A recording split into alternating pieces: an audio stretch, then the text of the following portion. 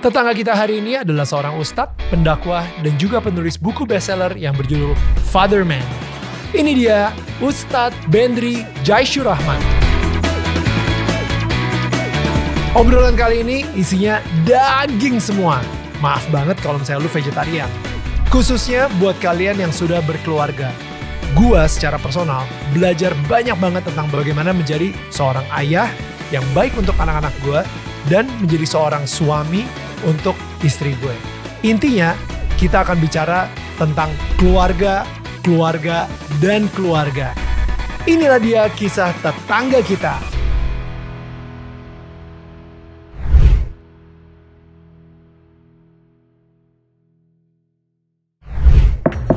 Hai, ini gue Daniel, tetangga kamu. Yuk kita mulai. Hai semua tetangga-tetangga yang gue sayangin dan gue cintain. Kembali lagi di Daniel Tetangga Kamu. Dan gue pengen mengucapkan selamat menunaikan ibadah puasa buat teman-teman kita yang sedang berpuasa. Tapi yang pastinya di sini gue excited banget. Selain pengen ngajak kalian untuk mendukung channel kita. Ya caranya gampang banget, tinggal klik tombol subscribe. Atau mungkin kalian bisa ngasih super thanks. Atau mungkin di sini ada QR code. Kalian mau membeli official merchandise kita. Kalian bisa langsung aja cek di toko online favorite kalian. Search DMN official merch. Dan di situ kalian bisa menjadi bagian dari tribe kita. Nah, tapi excitement gue kali ini karena gue kedatangan seorang tetangga yang gue respect banget. Ini dia Ustadz Bendri Jaisyur Rahman. Halo Ustadz. Halo Mas. Ini thank you banget Sama-sama. Ustadz bisa menyempat-nyempatkan sebelum nanti ke Australia. Aduh. Seneng banget bisa hadir di podcast yang menurut saya sangat humanis, membahas sesuatu yang bisa diterima semua kalangan. Thank you Tad. Yeah. Ustadz, ini jujur nih kemarin gara-gara ngobrol sama Sony Septian gitu kan. Nah habis itu Sony bilang gitu, wah gua berubah hidupnya gara-gara baca Father Man gitu kan, bukunya Ustadz Bendri juga. Dan saya ngelihat dari Sony sendiri itu udah kelihatan buahnya, udah kelihatan dia menjadi seorang yang lebih bertanggung jawab, dia menjadi seorang yang lebih accountable lah sebagai seorang suami dan sebagai seorang ayah. Wah saya bilang gila, gue harus ngobrol banget nih sama Ustadz Bendri nih. Dan akhirnya ketemu di sini, seneng banget. Saya nonton juga beberapa dakwahnya juga dan wow, it's amazing. Saya ngerasa hati kita nih Ustadz sama banget kalau misalnya kita udah ngomongin soal keluarga. Betul. Gitu. Kalau misalnya boleh tahu, kenapa sih tiba-tiba, bukan tiba-tiba ya, si peran ayah, krisis ayah dalam keluarga, kenapa itu membuat cemas kepada Ustadz Bendri sendiri sampai akhirnya membuat buku Father Man itu sendiri? Jadi Mas Daniel, saya ini kan dari tahun 98 udah turun ke jalanan sebagai konselor ya. Saya dulu punya sekolah, jadi saya sudah jadi kepala sekolah waktu dari SMA. Jadi saya punya SD alternatif, saya jadi kepala sekolah waktu SMA. Oh wow. Jadi itu waktu kelas 2 SMA sudah jadi kepala sekolah. Jadi dulu saya tuh jenggotnya lebat. Oke. Terus saya sudah ikut kuliah di sebuah lembaga dakwah. Jadi walaupun masih SMA diizinkan kuliah sore hari gitu. That's amazing. Sehingga karena itu pengurusnya bilang ini ada mau bikin sekolah alternatif, mau nggak. Akhirnya karena itu saya diminta jadi kepala sekolah. Jadi pengalaman saya berinteraksi dengan anak-anak sampai akhirnya saya turun ke jalanan. Saya dulu turun ke Kampung Lio Depok tuh membina anak jalanan, sahabat anak peduli. Sampai akhirnya saya direkrut oleh Ibu Eli Risman, konselor Yayasan Kita dan Buah Hati. Saya menangani hampir semua anak-anak yang akhirnya keresahan saya itu membuat saya bilang, nih sumber masalahnya di mana sih gitu.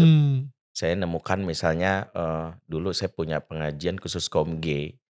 Dulu saya nongkrongnya termasuk di Pasaraya.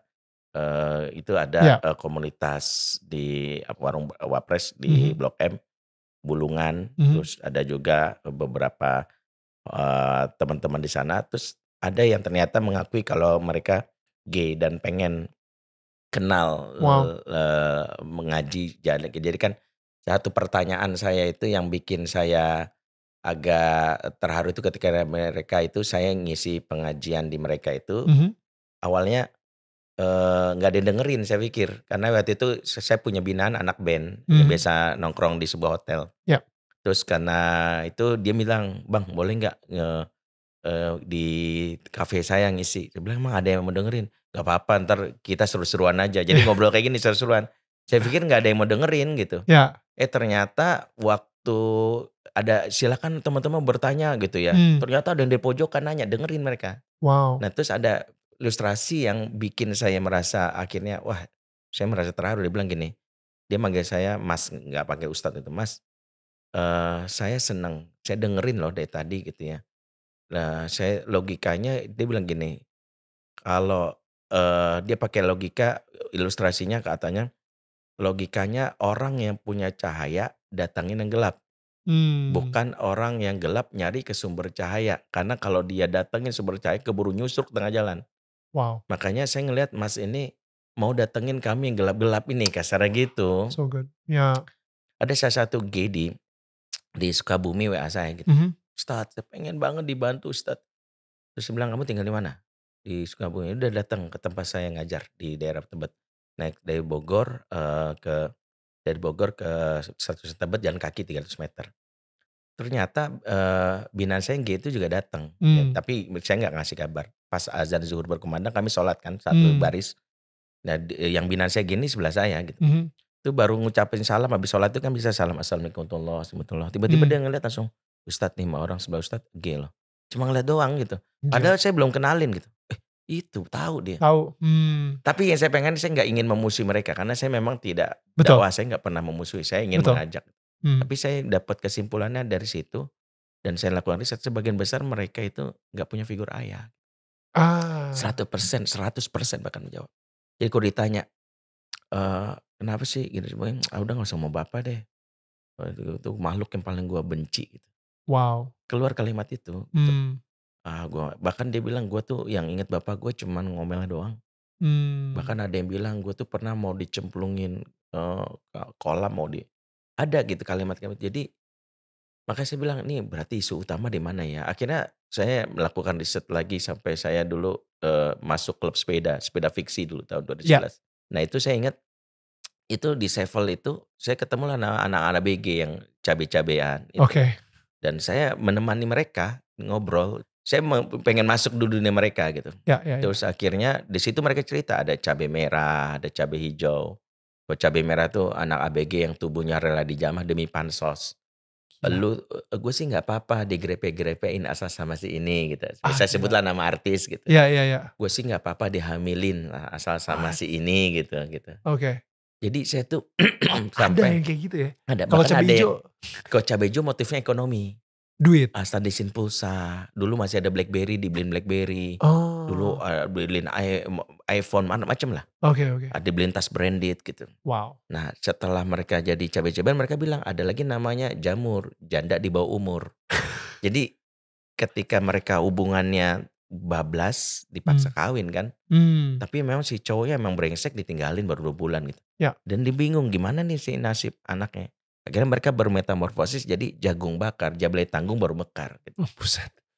Jadi mereka yang hari ini muncul hari ini, makanya saya waktu BKKBN kan menerbitkan riset yang terbaru tuh yang cukup menggemparkan tuh 4 Agustus 2023 bahwa 60% anak perempuan di Indonesia umur 16 sampai 19 tahun tidak perawan.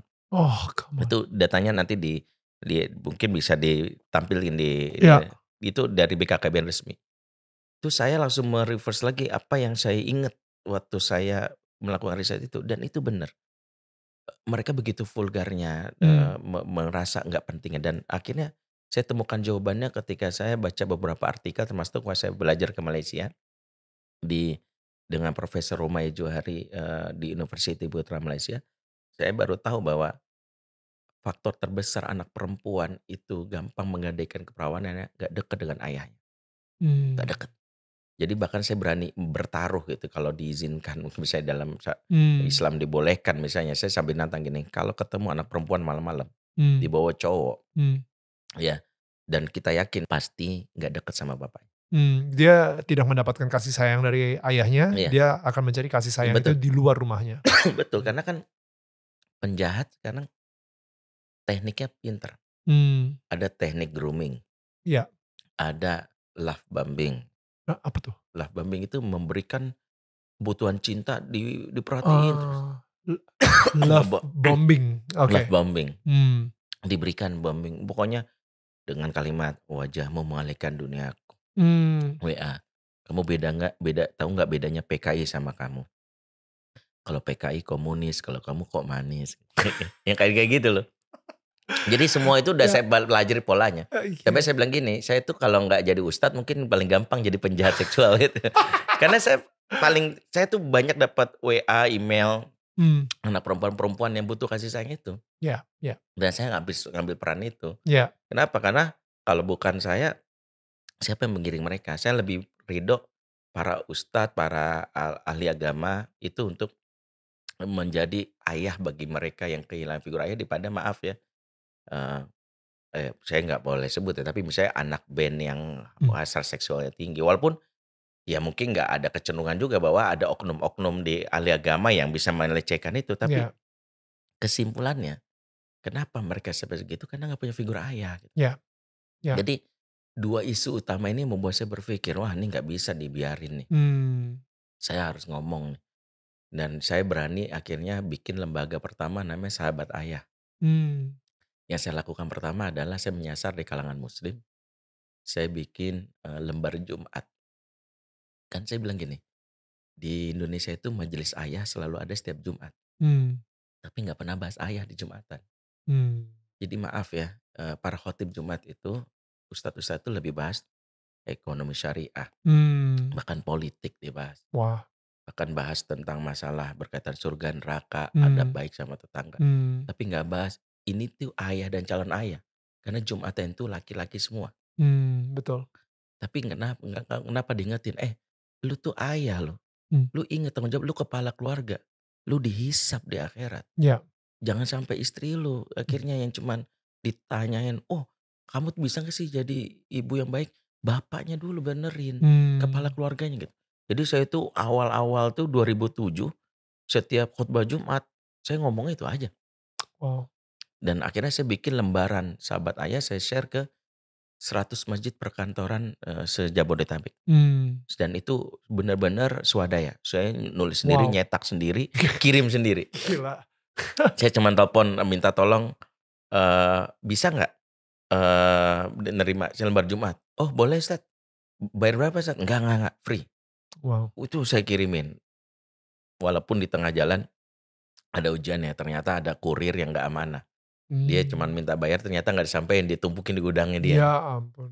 Dia cuman bilang, "Saya nggak sempet," dia bilang, "kamu jahat," saya bilang. Mmm. "Saya itu ini justru untuk membantu kamu dan Iya generasi sekarang." iya iya. Akhirnya percayanya dia nggak boleh kurir personal, akhirnya saya lembaga kurir Mmm. yang Ya ya. percaya udahlah mereka ngirim gitu. Jadi saya awalnya gitu. Tapi yang bikin saya penasaran, ayahnya Ustadz Bendri sendiri itu seperti apa sosoknya? Iya, saya belajar menjadi laki-laki itu justru ayah. Ayah tuh saya melihat bagaimana satu ayah saya itu tidak pernah berkeluh kesah dari tuntutan istrinya. Benar-benar jadi ayah bertanggung jawab. Ayah sosok yang tidak sungkan minta maaf sama saya. Wow. Kalau misalnya dia tahu, karena tidak semua TUA kata dia tidak berarti TAU. Tua tidak berarti lebih tahu maksudnya. Oh good. Lebih tua bukan lebih tahu. Sehingga saya pernah berdebat dalam kondisi saya merasa lebih tahu, terus ayah saya cuma diam. Terus habis itu saya merasa saya kurang ajar nih. Saya merasa tahu-tahu ayah saya masuk kamar bilang, "Ayah minta maaf ya." Dan itu ya momen yang saya kadang-kadang, ya Allah. Bahkan tapi ada momen di mana saya belajar ayah saya itu mengingatkan saya, "Kalau kamu orang soleh itu nggak bisa banyak ceramah." Jadi saya itu ada momen ketika saya lagi semangat-semangatnya belajar agama, saya itu semangat berdakwah ke sana kemari dan bapak saya maaf waktu itu sakit diabetes yang dulu ada tradisi di, keluarga kami harus maaf ya, percaya dengan, bukan, dukun ya, bukan. Mmm. Tapi bapak saya bilang bukan dukun, jadi ada seseorang yang didatangi arwah orang soleh. Mmm. Terus dia bisa memindahkan penyakit Mmm. dari, tubuh seseorang ke telur atau ke ayam. Oh, Dan wow. dia berdalih bahwa ini arwah orang solehnya. Saya enggak, saya karena belajar itu saya bilang, "Enggak, ini dukun, Itu dukun, betul. itu dukun." Mmm, Bapak saya bilang, "Enggak, ini orang soleh." Terus akhirnya saya bilang, "Ayah, ini dukun. mmm, Dalam syariat nggak begitu. Ini ada terapinya gini, ada ruqyah sebagainya." Bapak saya tetap mau belajar. Sampai suatu hari bapak saya mau pergi lagi. mmm, Keluarlah kalimat. Dari kalimat itulah saya belajar. Bapak saya bilang gini, ketika saya bilang, "Ayah mau berangkat lagi situ ya." Saya entah mungkin dalam keadaan lagi capek, saya ngomong gini, ayah ini sudah dikasih penyakit sama Allah. mmm. Ayah harusnya bertobat, banyak perbaiki diri, bukan datang dukun. Emangnya ayah mau diazab sama Allah?" Tuh kalimat saya tuh Wow, keras banget. keras banget. Ayah saya baru kali itu, belum pernah saya lihat ayah semarah itu, tiba-tiba gebrak meja, brek, langsung keluar kalimat yang sampai sekarang saya ingat. Apa kata dia? "Kamu semakin soleh, semakin gak ada manfaatnya buat keluarga." Wah, Gitu ya. Lihat tuh, tetangga di sebelah contoh, nama tetangga saya, dia tuh mungkin gak sesoleh kamu, sholatnya males, mmm, tapi ibunya sakit, dia tungguin rumah tuh. Kamu tahu, itu ada yang kamu bilang tetangga itu bapaknya sakit dibawa ke dokter, kamu mmm, cuma bisa ceramah doang, wow, ya tuh. Pulang ceramah bawa baju kotor dicuciin juga sama ibu kamu. wow, Gak bukan gitu kesolehan yang mau. wow. Wah itu nampar saya banget. Ya, Saya belajar ya Allah, selama ini saya merasa bahwa lupa bahwa Nabi katakan sebaik-baiknya manusia yang paling bermanfaat untuk orang lain. Khairun nas anfa'um linnas. Bahkan dalam hadis spesifik Nabi katakan khairukum khairukum li ahlihi wa ana khairukum li ahli. Sebaik-baik kamu yang paling baik sama keluargamu. Dan saya paling baik sama keluarga saya kata Nabi. Sebagai contoh.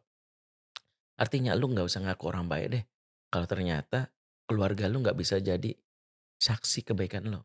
ya, Saya tuh selalu bilang gini, sampai saya bercandaan gini, sebenarnya kalau ada karyawan baru itu kita nggak butuh SKCK, surat keterangan catatan kepolisian untuk membuat orang itu dicap ya, baik gitu. ya, Karena polisi taunya dia baik kan berdasarkan catatan nggak pernah terlibat tindakan kriminal, mmm, nggak pernah ikut organisasi terlarang. Tapi kan polisi nggak tahu kok dia kasar sama anaknya. mmm, Polisi nggak tahu kok dia pelit sama istrinya gitu. betul. Sampai saya bercanda gitu, kalau pengen tahu orang tuh baik, kalau dia cowok, udah nikah, jangan SKCK, SKCI surat keterangan catatan istri gitu. Keluar tuh semuanya tuh. Iya, dan di situ istrinya bersaksi, nggak pernah kasar sama saya, Mmm, nggak kalau marah nggak pernah ngancam-ngancam poligami gitu ya. Yang ketiga selalu transfer uang gajinya ke ya, saya dengan jadi membantu saat susah gitu.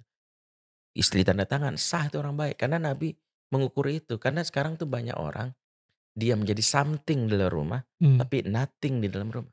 wow, ya, Makanya saya berpikir ini harus diperbaiki. Nah, bapak saya itu mengingatkan saya tentang itu. Jadi that's so nilai good. yang saya ingat tuh itu. Mmm, Kalau kamu jadi orang soleh, mmm, yang merasakan itu keluarga. mmm, mmm, Dan itu prinsip Quran. Wa ati dzal qurba haqqahu. Berikanlah hak khususnya kepada orang terdekat. wow, Jadi jangan sampai, maaf ya, peduli sama Palestina bagus. Saya mmm, juga sangat care. Tapi saya ingetin, jangan sampai peduli sama yang lain, tapi orang terdekat jangan sampai kamu nggak peduli. mmm, mmm, Karena dalam Islam itu bertahap, mmm, semakin meluas gitu. Jadi ukurannya orang tuh benar-benar murni peduli sama rakyat. Kalau istri dan anaknya berani mengatakan, iya dia tuh kalau aku sakit tuh benar-benar deh. mmm, Ya, papa tuh jagain aku, papa tuh sampai cari dokter terbaik, mmm, papa sampai meluangkan waktu, papa sampai cancel agendanya. wow, Itu orang baik tuh kayak gitu, gitu. mmm, Makanya saya selalu ingatkan itu dalam diri saya. Jadi kenapa? Ketika orang itu sudah baik di keluarganya, dia pasti bisa jadi lebih baik untuk orang lain. ya, Ya, ya, dan itu ketika keluarga baik, anak belajar dari situ. Jadi saya belajar dari bapak saya. Makanya mmm, kenapa bapak saya hanya seorang tukang jahit, mmm, ya bapak saya ya bahkan cuma lulusan SMP. Tapi saya belajar bagaimana kalau waktu luang dia ada waktu untuk misalnya ngajak saya main, akan membuatkan mainan buat saya. wow, Ya, wow, jadi selalu berusaha untuk itu. Dari mmm, situ saya merasa, "Mang ayah tuh begini, mmm, ayah tuh," makanya saya kadang-kadang kalau ingat ayah, mmm, karena saya merasa bahwa saya belum belum bisa ya banyak hal yang belum bisa dilakukan. Karena kan ayah meninggal, saat saya lulus kuliah mmm, dan saya merasa bahwa Saya tuh dengan sekarang apa yang saya alami, saya sudah umroh, sudah haji, Mmm, saya udah ke beberapa negara. Saya bilang, "Kenapa ya ayah, kalau ayah hidup tuh saya pengen banget membawa ayah iya kemana-mana." pastinya Ya pastinya. itu tadi kadang-kadang. Dan ayah sosok yang menginspirasi saya. Mmm, Makanya di buku pertama saya tulis bagaimana sosok ayah itu dalam hidup saya gitu. mmm. Sebelum saya di buku Fatherman itu tentang bagaimana ayah dalam kehidupan saya. Ngomongin soal Fatherman sendiri gitu kan. Jadi itu ada Fatherman 1 dan Fatherman 2. Iya, Nah, Fatherman 1 adalah bagaimana untuk menjadi seorang ayah yang dirindukan. mmm, Kalau misalnya di Fatherman 2 justru menjadi suami iya, gitu ya. Jadi ternyata sebelum menjadi ayah harus menjadi suami betul, yang im dirindukan dulu gitu. betul. Nah, sebelum kita bahas itu, saya pengen, ini mempersiapkan untuk buka puasa bentar Waduh, lagi ya. Masya Allah, Mas Daniel. Aduh, kita jadi merasa terharu sekali nih disediakan nih. Mas Daniel mempraktekkan betul Iya. walaupun kita berbeda keyakinan tapi melayani gitu ya, mempersiapkan. Ya, Ini Masya sayangnya Allah. kita nggak ada kurma, jadi kita Nggak apa-apa. pakai sari wangi yang Iya, kurma dan madu. yang penting cukup membatalkan sudah cukup. Iya. Nah, jadi kan kalau misalnya di bulan Ramadan itu kan identiknya buka puasa dengan kurma ya. Karena hari ini di studio lagi nggak ada kurma nih, jadi saya nyiapinnya teh yang ada rasa kurma sekaligus madu. Nah, ini beda nih sama sari wangi yang lain. Ada rasa manis yang khas dari kurmanya sama madunya juga. By the way ini kalau misalnya diminum tanpa gula udah nikmat banget. Nanti pas buka Ustadz mungkin bisa cobain juga ya. Teh sari wangi, rasa madu, dan kurma.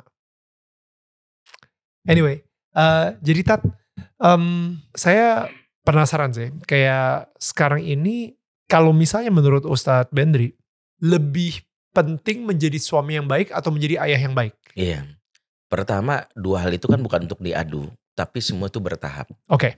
Artinya gini, dalam Quran itu surat Al-Furqan 74 itu ada doa yang diajarkan oleh Allah. Bagaimana seorang mukmin meminta tentang keluarganya. Rabbana hablana min azwajina wa dzurriyyatina qurrata ayun. Ya Allah, karuniakanlah kepada kami pasangan yang baik Mhm, dan keturunan kami yang menyejukkan mata. mhm, Ya. Jadi ayat ini mengajarkan pertama pasangan dulu. mmm, Ternyata kenapa harus minta pasangan dulu? Karena 80% masalah anak bermula dari suami istri yang tidak harmonis. mmm, Saya dulu ada salah satu ibu WA saya. mhm, Ustadz, saya pengen konsultasi anak saya narkoba Ustadz. Saya pengen banget bantu anak saya usianya SMP. Saya bilang gini, ibu datang sama suami. Karena saya tidak melayani konsultasi berdua dengan lawan jenis. mmm, Kalau mau ada harus orang ada lain, suaminya, ada suaminya atau orang lain. ya, Saya usahain Ustadz, suami saya ini agak susah. Alhamdulillah mmm, mau suaminya. Baru saya salaman sama suaminya. Duduk ibu ini, dia langsung curhat gak tahan. mmm, Ustadz, anak saya bukan mmm, sekedar make Ustadz, mmm, udah jadi bandar Ustadz. waduh, ya, Si bapaknya langsung komen gini, lebay. Gak mungkin juga anak jadi bandar. Kamu berlebihan aja. Kalau jadi pemakai iya. Tapi mmm, cerita dari mana? Anak SMP jadi bandar. Istri gak tahan kan bilang, diem. Aku lagi curhat sama Ustadz.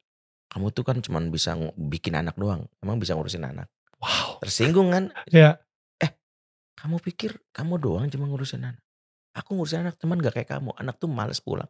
Kamu bawel sih. mmm, Terus akhirnya saya bilang, udah oke. Kan ada saya kan. Akhirnya istri bilang, maafin Ustadz, suami saya begini. Ya udah tenang. Kita gak usah ngomongin anak dulu boleh gak? Saya bilang. Saya tanya ibu, boleh saya tanya? Iya Ustadz. Berapa tahun nikah? 17 tahun Ustadz. Gimana bu rasanya menikah sama suami? Ya mau gimana lagi udah takdir. Jadi ketika dia jawab itulah saya baru sadar gitu. Bukan masalah bab iman tentang takdir itu yang kita bahas. Tapi ketika seorang wanita menyimpan emosi negatif. mmm, Tanpa sadar itulah dibuang ke anak. Jadi anak-anak banyak kecipratan emosi ibunya itu membuat dia gak nyaman tinggal di rumah. so good, ya, Jadi saya belajar gitu. Ketika ibu itu, jadi kan Quran itu punya filosofinya gini dalam surat Al-A'raf 58. Wal baladu thayyibu yakhruju nabatuhu biizni rabbih. Tanah yang baik akan keluar darinya tanaman-tanaman yang baik. Jadi ibu itu, wanita itu diibaratkan Quran itu seperti tanah. mmm, Ya kalau di ayat yang lain saat jadi istri disebut nisa ukum hathulakum.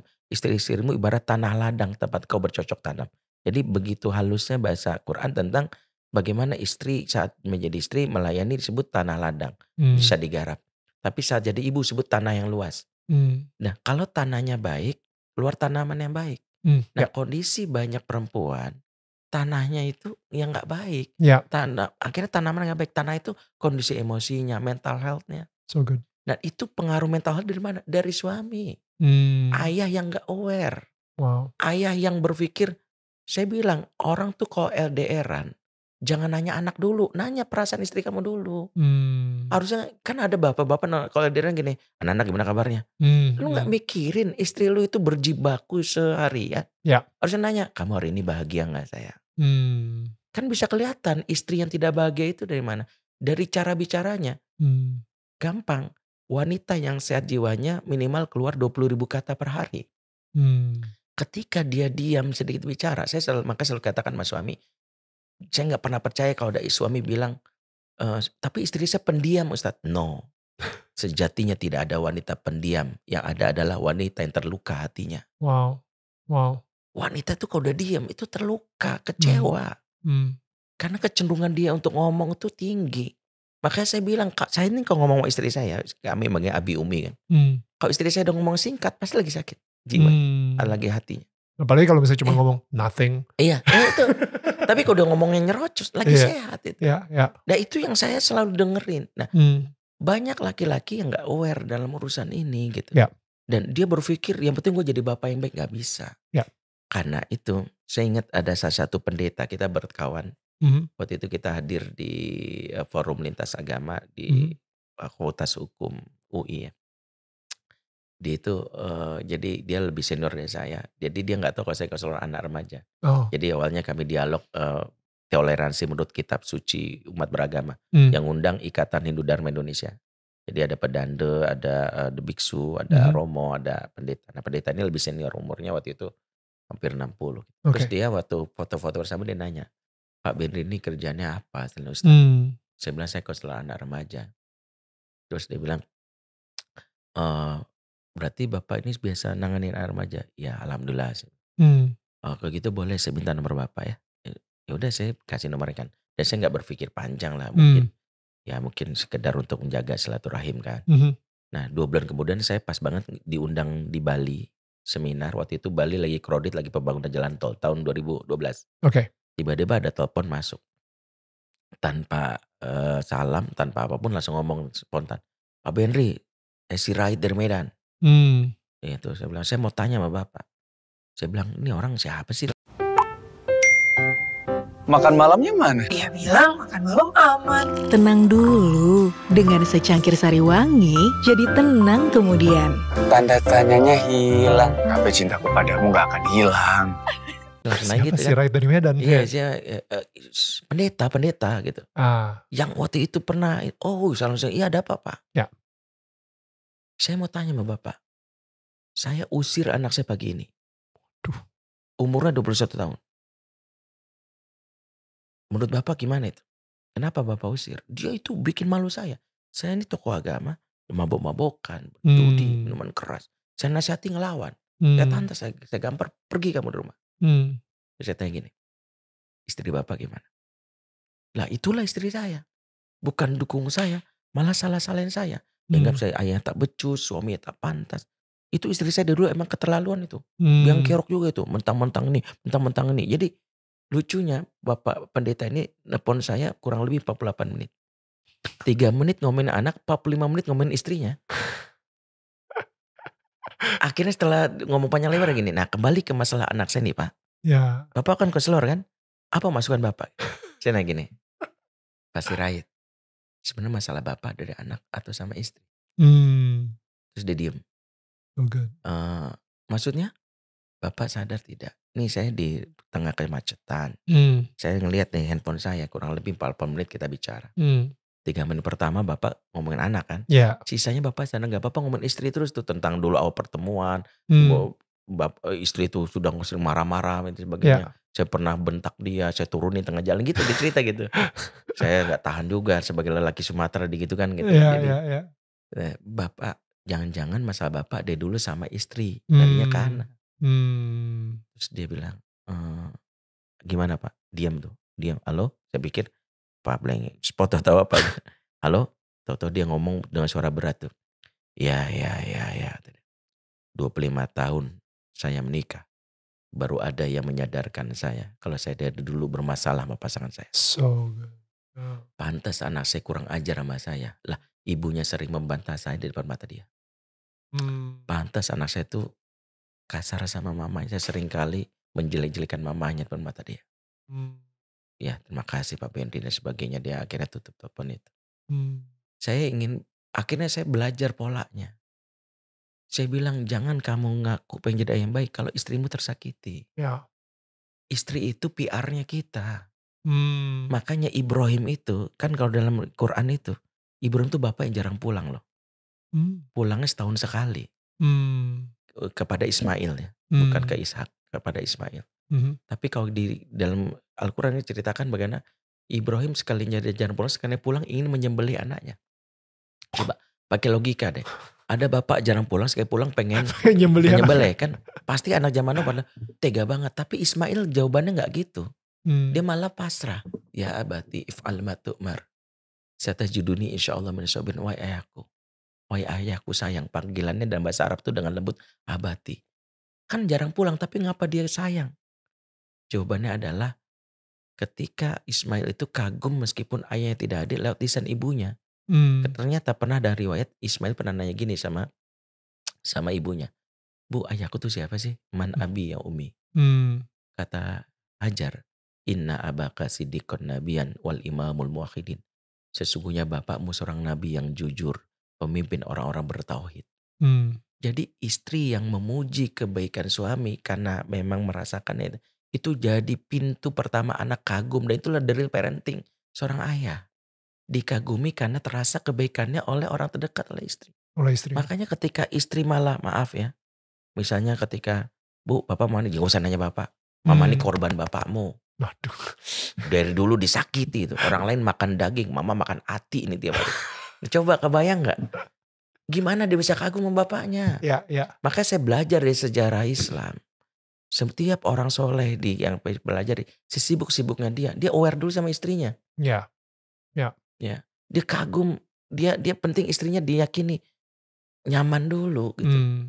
Jadi hari ini banyak bapak-bapak pengen jadi superhero buat anaknya. Ya. Tapi dia mengabaikan perasaan istrinya. Betul. Makanya ketika dia memuliakan istrinya, ketika dia misalnya bersikap lembut sama istrinya, diomelin dia gak membantah. Ya.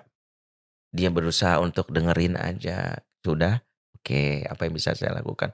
Anak belajar dari situ. Makanya saya ingat, saya baru sadar gitu, bapak saya gak pernah kasar sama ibu saya.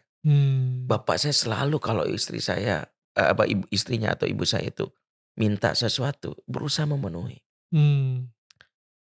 Bapak saya selalu begitu. It's amazing. Saya belajar dari bapak saya memuliakan. Dan bapak saya itu track recordnya memang sangat ingin memuliakan keluarga. Ya. Walaupun cuma tukang jahit. Dia selalu pengen ada kesempatan jalan bareng. Bahkan liburan kita dicari cara gimana liburan bersama. Meluangkan waktu gitu. Dan itu yang saya pegang sampai sekarang. Saya sempat dengar podcast, lupa saya apa, cuman kapan terakhir kita nanya ke istri kita, how can I be a better husband? Iya. Itu menurut saya sebuah pertanyaan. Jadi kadang-kadang suka kayak misalnya si tamu podcastnya disuruh, coba deh lo teks sekarang. Jawabannya kadang-kadang, lu lagi mabok ya? Lu kenapa? Lu baru ngelakuin kesalahan apa? Iya. Gitu. Jadi emang itu sebuah pertanyaan yang mungkin jarang banget ditanyain sama Betul. suami, karena kita udah take it for granted. Betul. Udah istri gue bakal terima gue apa adanya aja gitu. How can I serve you better as a husband? Itu Betul. jarang banget ditanyain. Makanya saya selalu nanya ke istri saya misalnya dalam setiap pekan itu. Umi bahagia gak selama menikah sama Abi? Wah. Saya selalu nanya. Ya kalau dia kan kelihatan deh cara wajah. Ya kalau dia bilang dengan ekspresinya, dengan dia bilang alhamdulillah. Apa yang bisa membuat Abi jadi lebih baik. Dan saya selalu bilang apa yang membuat saya menjadi lebih baik. Dan itu dia ngasih cat, dan kami memang terlatih adalah kami jarang mengkritik, kami jarang, lebih banyak memberikan masukan gitu. Wah Abi udah bagus banget, lebih bagus lagi kalau gitu. Jadi bukan kalimat tapi, maka kami menghindari kalimat tapi. Wow. Karena tapi itu kan menjatuhkan. Mas Daniel ganteng, tapi Ya. tapinya itu buat orang itu. Hmm. Kamu pinter tapi bau, orang dengarnya bau. Hmm. Bukan pinternya enggak. Kalau Pinter, saya bilang kamu pinter, lebih keren lagi, bagus lagi. Kalau, jadi kita kasih solusi. Kalau kamu rajin mandi, kalau kamu Ya. lebih rapi gitu. That's so good. Itu yang saya pelajari. Ya, dan gimana cara suami itu lebih memperhatikan istrinya? Karena saya ngerasa gini, ada satu momen ini menurut saya ini saya win banget nih, saya lagi menang banget gitu. Karena istri saya bilang, tahu nggak, gue baru sadar ya kalau misalnya lo di luar sana, dia ngomong ke gue gitu kan, di luar sana selalu meninggikan gue. Jadi setiap kali gue ngomongin soal Viola, istri gue itu kayak selalu ngomongnya yang baik-baik dan bagus-bagus dan benar-benar meninggikan banget gitu. Nah, I think itu sampai ke kupingnya dia gitu. Jadi mungkin ada temennya dia lah, atau mungkin ada siapa yang bilang, tahu gak sih Daniel tuh kalau misalnya ngomong, he speak very highly of you, dia bilang kayak gitu. Nah, akhirnya ketika dia ngomong lagi ke gue, dia bilang ya thank you ya gitu. That was like a win buat gue gitu. Dan habis itu di situ gue kayak mikir-mikir, wow, banyak banget suami-suami itu pengen diperlakukan seperti raja. Tapi dia gak akan pernah bisa jadi raja kalau misalnya dia tidak pernah memperlakukan istrinya sebagai ratu. Gitu. So I think itu yang paling penting banget. Dan menurut gue itu akan connect banget ke parenting juga. Ketika anak-anak kayak tadi Ustadz juga bilang gitu. Anak-anak akan ngelihat bagaimana cara ayahnya memperlakukan ibunya. Ya itu yang akan mereka contoh gitu kan. Nah, tapi bagaimana sih sebenarnya untuk, kalau misalnya untuk dari Ustadz sendiri ya, menjadi, mungkin nih ngomong ke tetangga kita yang suami dulu deh gitu. Nanti kalau misalnya ini yang denger istrinya, forward ke suami gitu. Gimana caranya supaya suami itu bisa selalu berpikir untuk menjaga komunikasi itu, dan apalagi kalau misalnya lagi berantem, kan pasti pernah berargumentasi juga dong, pasti ada debat juga gitu, ada sebuah ketidaksetujuan. Nah itu gimana menyikapinya supaya terus bisa meninggikan satu sama yang lain? Iya, saya teringat ayat Quran itu yang mengajarkan itu, Al-Baqarah 237. Allah katakan wala tansaul fadla bainakum, jangan kalian lupakan kebaikan di antara kalian.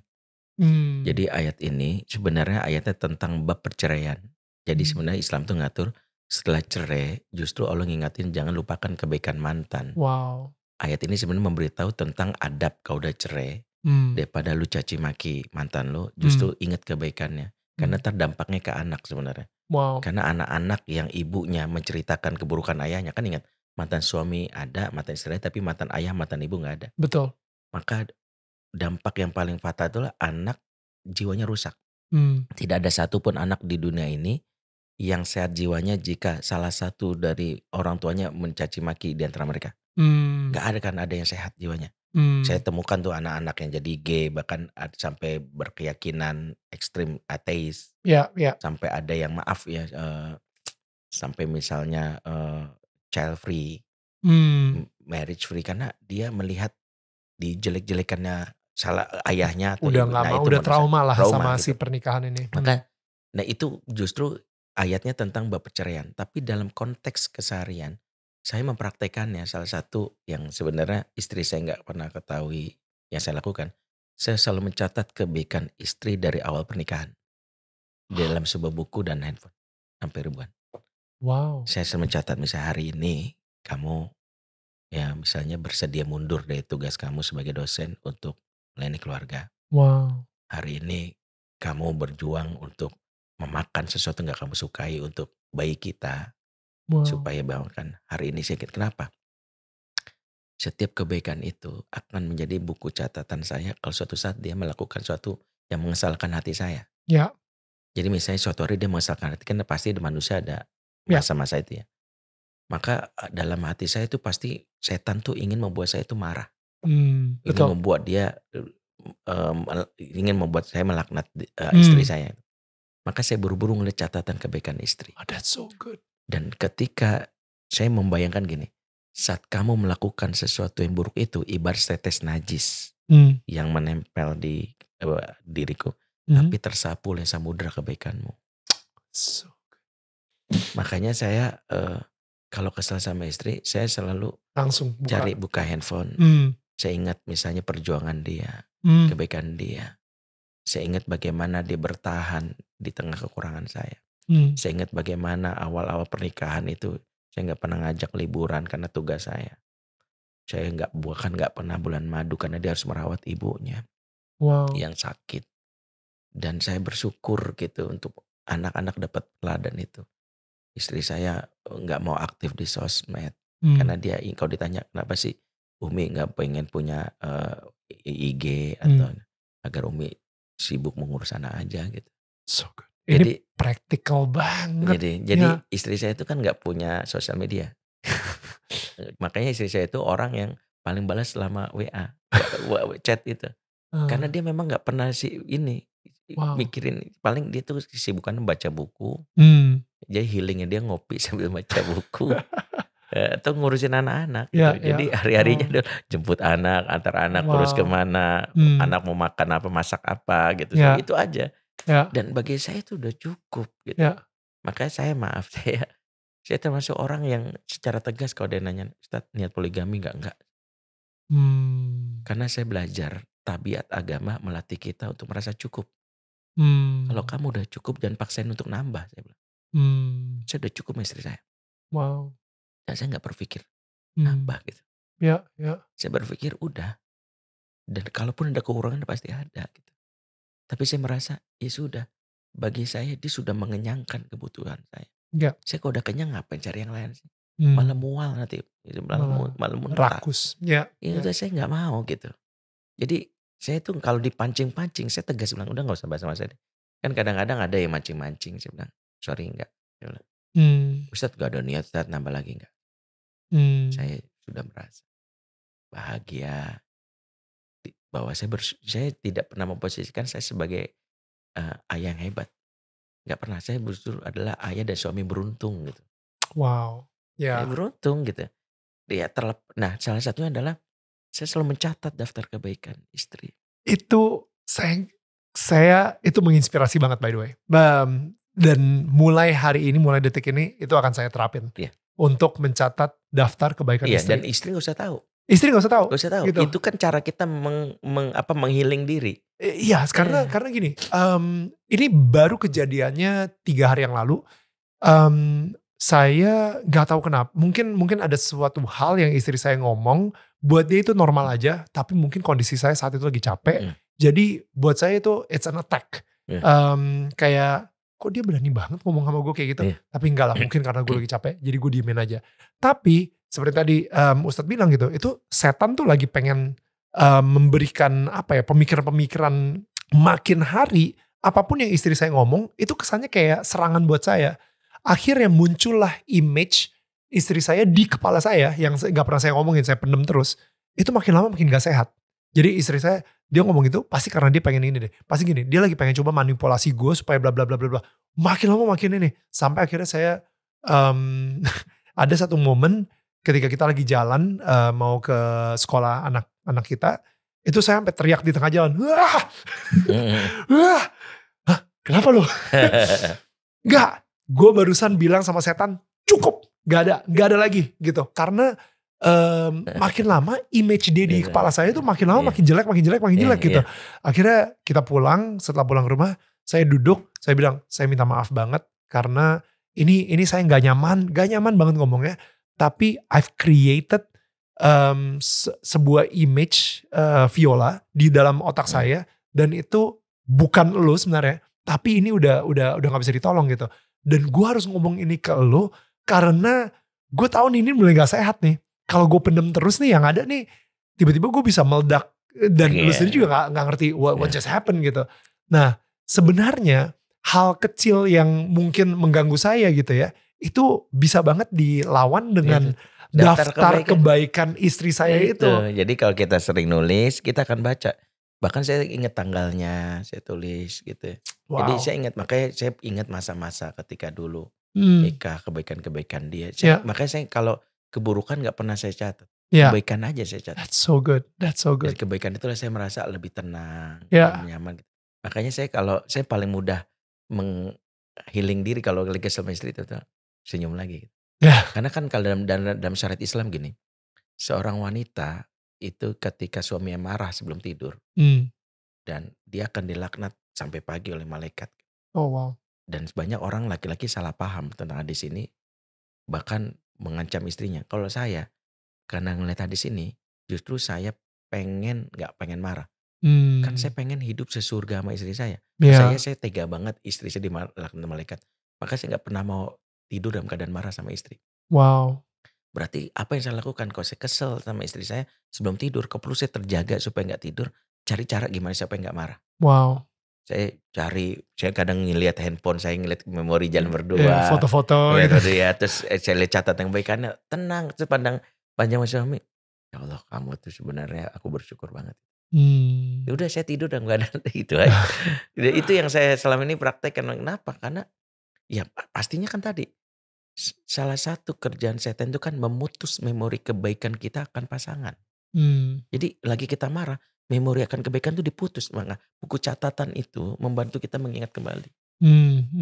Ya, ya, Gitu. and that's beautiful. Nah, saya juga sempat ngelihat salah satu dakwahnya dari Ustadz Bendri juga ketika saat itu kayaknya harus berdakwah di sebuah masjid tapi telat dan karena Ustadz Bendri saat itu pengen hadir dalam sebuah acara kalau nggak salah anaknya Ustadz tuh di sekolah lagi ada Iya, apa gitu betul. ya. Nah itu saya ngeliat saya terpukau banget sih. Saya bilang kayak gila. Ini sih bukan cuman diomongin aja, tapi benar-benar dilakukan gitu. Ini memperlihatkan banget bahwa Ustadz sendiri lebih mementingkan anak daripada ya kerjaan sebagai pendakwah gitu misalnya. Betul. Nah, oke, kalau misalnya kerjaan sebagai akuntan, sebagai ini kan itu gampang. Tapi kalau misalnya sebagai pendakwah, wah aku melakukan ini untuk Tuhan. Ya kan itu kayak ada agak-agak harusnya Tuhan tuh selalu nomor satu, bukan anak kayak gitu. Itu kan sebenarnya agak thin line gitu. Saya nggak tahu ada sistem pemikirannya Ustadz sendiri kalau misalnya lagi ada di kala seperti itu di mana dakwah harus menjadi nomor 2, tapi tetap anak sebagai orang tua harus hadir gitu. Itu gimana tuh? Dalam fikih aulawiyat dalam kajian Islam itu ada fikih prioritas. Islam mengajarkan tentang fikih prioritas. Oke. Di mana fikih prioritas itu pertimbangan-pertimbangan itu wajib kita lakukan. Satu, bahwa ketika memang kebutuhan masyarakat kita itu tinggi dan itu memang darurat, maka bisa jadi dalam hal ini anak bisa dalam hal ini yang bisa harus tunggu dulu. Apalagi kalau anak dalam kondisi baik. Tapi dalam beberapa situasi di mana masyarakat dan sebenarnya fine-fine aja, dia cuman butuh inspirasi dan bisa dicari waktu yang lain. Dia bukan masyarakat yang dalam keadaan apakah termarginalisasi sebagainya. Ada anak yang tersakiti, ada yang lagi sedih. Saya belajar dari Nabi. Nabi itu pernah dalam suatu kebutuhan keperluan, tiba-tiba dikasih tahu bahwa ada seorang anak yang sedang sedih. Namanya ada Abu Umair. Dikabarkan oleh Anas ya bahkan Abu Umair Rasulullah. Abu Umair sedang menangis Rasulullah. Kenapa? Burung pipitnya mati. Tapi Abu ini siapa dia? Dia itu anak kecil. Anak kecil lah ya, anak bukan kecil di zaman Nabi yang dia itu Nabi itu kan ayah bagi kaum muslimin di masa itu. Jadi Nabi itu memposisikan Nabi Muhammad itu dia tidak menjadi sekedar guru tapi ayah. Makanya Nabi itu selalu ngomong kepada sahabat-sahabat dengan kalimat innama ana lakum bima zillatil walid wa alimukum. Sesungguhnya antara aku dan kalian seperti ayah terhadap anak-anaknya yang mengajarkan. Itu Nabi Muhammad. Makanya Nabi Muhammad itu ketika tahu ada anak yang nangis, Abu yang burung pipitnya Abu Umair mati. itu, dia langsung balik badan. Langsung mendatangi. Langsung mengatakan, ya Aba Umair, maaf alan nugair. Abu Umair, burung pipit kamu kenapa? Jadi Nabi aware sampai Nabi berbicara dengan bahasa anak-anak. Salah satunya Nabi sampai tahu nama burung pipitnya, namanya nugair. Kecerdasan Nabi membaca itu adalah salah satu pelajaran saya. Kalau ngomong sama anak, jangan ngomong yang standar. Kadang ada bapak ngomong anak gini, udah makan belum? PR udah belum? Hafalan kamu kalau Quran udah berapa juz? Itu dalam Islam. Kalau saya enggak. Kalau saya nanya gini, boneka Lulu kamu udah dimandikan atau udah ini? Anak itu paling senang ditanya hobinya. Hmm. Jadi Nabi mengajarkan 2 hal, peduli saat lagi sedih, kedua peduli sama hobinya anak. Hmm. Jadi kalau kita aware, misalnya Mas Daniel senang otomotif, saya Hmm. nanya, Hmm. sekarang koleksi mobil udah berapa Mas Daniel? Pasti senang Hmm. cerita. Ya, betul. Wah sekarang baru tuh Ustaz, saya lagi gini-gini. Kenapa? Hmm. Orang tuh senang kalau hobinya ditanya. Betul. Nabi tuh gak pernah nanya tugas. Wow. Nabi tuh kalau ketemu anak gak pernah nanya, udah sholat belum? Enggak. Hmm. Nanya adalah, Nabi melakukan 2 hal, nanya hobinya. Hmm. Nah ini penting buat para orang tua. Nah yang kedua, yang Nabi juga nanya tentang berkaitan dengan kebutuhan anak secara emosi. Nah kembali dalam konteks itu, saya memahaminya sesuai dengan pertanyaan Mas Daniel, di situ ada fikih prioritas. Ya. Ada masa di mana kita harus mengambil keputusan untuk kita misalnya memprioritaskan anak dulu. Kalau saya prinsip begini, kalau memang saya misalnya pun harus datang dan anak harus saya abaikan, maka saya belajar jadi orang tua yang mudah diakses. Hmm. Makanya saya selalu izin, misalnya di setiap kajian saya taruh handphone Mhm. supaya kalau anak saya nelpon, saya bisa telepon. Oh Ya. wow. Atau saya bisa balas WA-nya, WhatsApp-nya. Ya. Ya. Kenapa? Bagi saya kebutuhan anak zaman now penting adalah ortu yang mudah diakses. Ya. Nah, jadi ketika saya adalah orang tua yang mudah diakses, dia nggak peduli dimanapun. Hmm. Bahkan kalau saya keluar negeri, saya baru pulang umroh misalnya, atau lagi umroh, anak saya tetap bisa Bisa WA. WA. Bahkan anak saya yang usia misalnya SMP, yang sudah keliling ke sana kemari, karena anak kami homeschooling kan, Oh, oke. homeschooling. Terus saya minta, anak saya kan dia belajar di mana-mana. Hmm. Saya tetap bilang sama istri saya, dia jangan dikasih uang pekanan dulu. Istri saya bilang gini, loh kita mau ngasih dia kemandirian mengelola uang. Iya tapi ada prioritas. Saya pengen dia tetap minta ke saya supaya tetap terkoneksi. Hmm. Makanya kadang-kadang bilang, Bi aku butuh GoPay, Hmm. mau berangkat ke ini, butuh berapa? Saya nggak ngelebihin. Hmm. 53.000. 53.000 saya izin. Hmm. Jadi kadang-kadang saya ditelepon hanya untuk dia bilang, jadi lagi kajian saya izin. No. Hanya untuk mengisi GoPay-nya dia. Oh wow. Artinya tentu saya paham aturan. Kalau misalnya di sebuah tempat yang sangat sakral, Hmm. kayak podcast yang lagi syuting, tentu saya bilang, Ya. saya nggak akan angkat telepon atau lagi acara kepresiden. Tapi Ya. acara yang saya bikin, kajian saya bikin santai, Mhm. saya lagi ngomong gini, saya bilang, ini anak saya nelpon boleh ya izin ya. Hmm. Ya jamaah pastinya juga ada kesempatan untuk minum atau apa, saya bilang. Ya. Oke gimana? Oke nanti Abi isiin ya.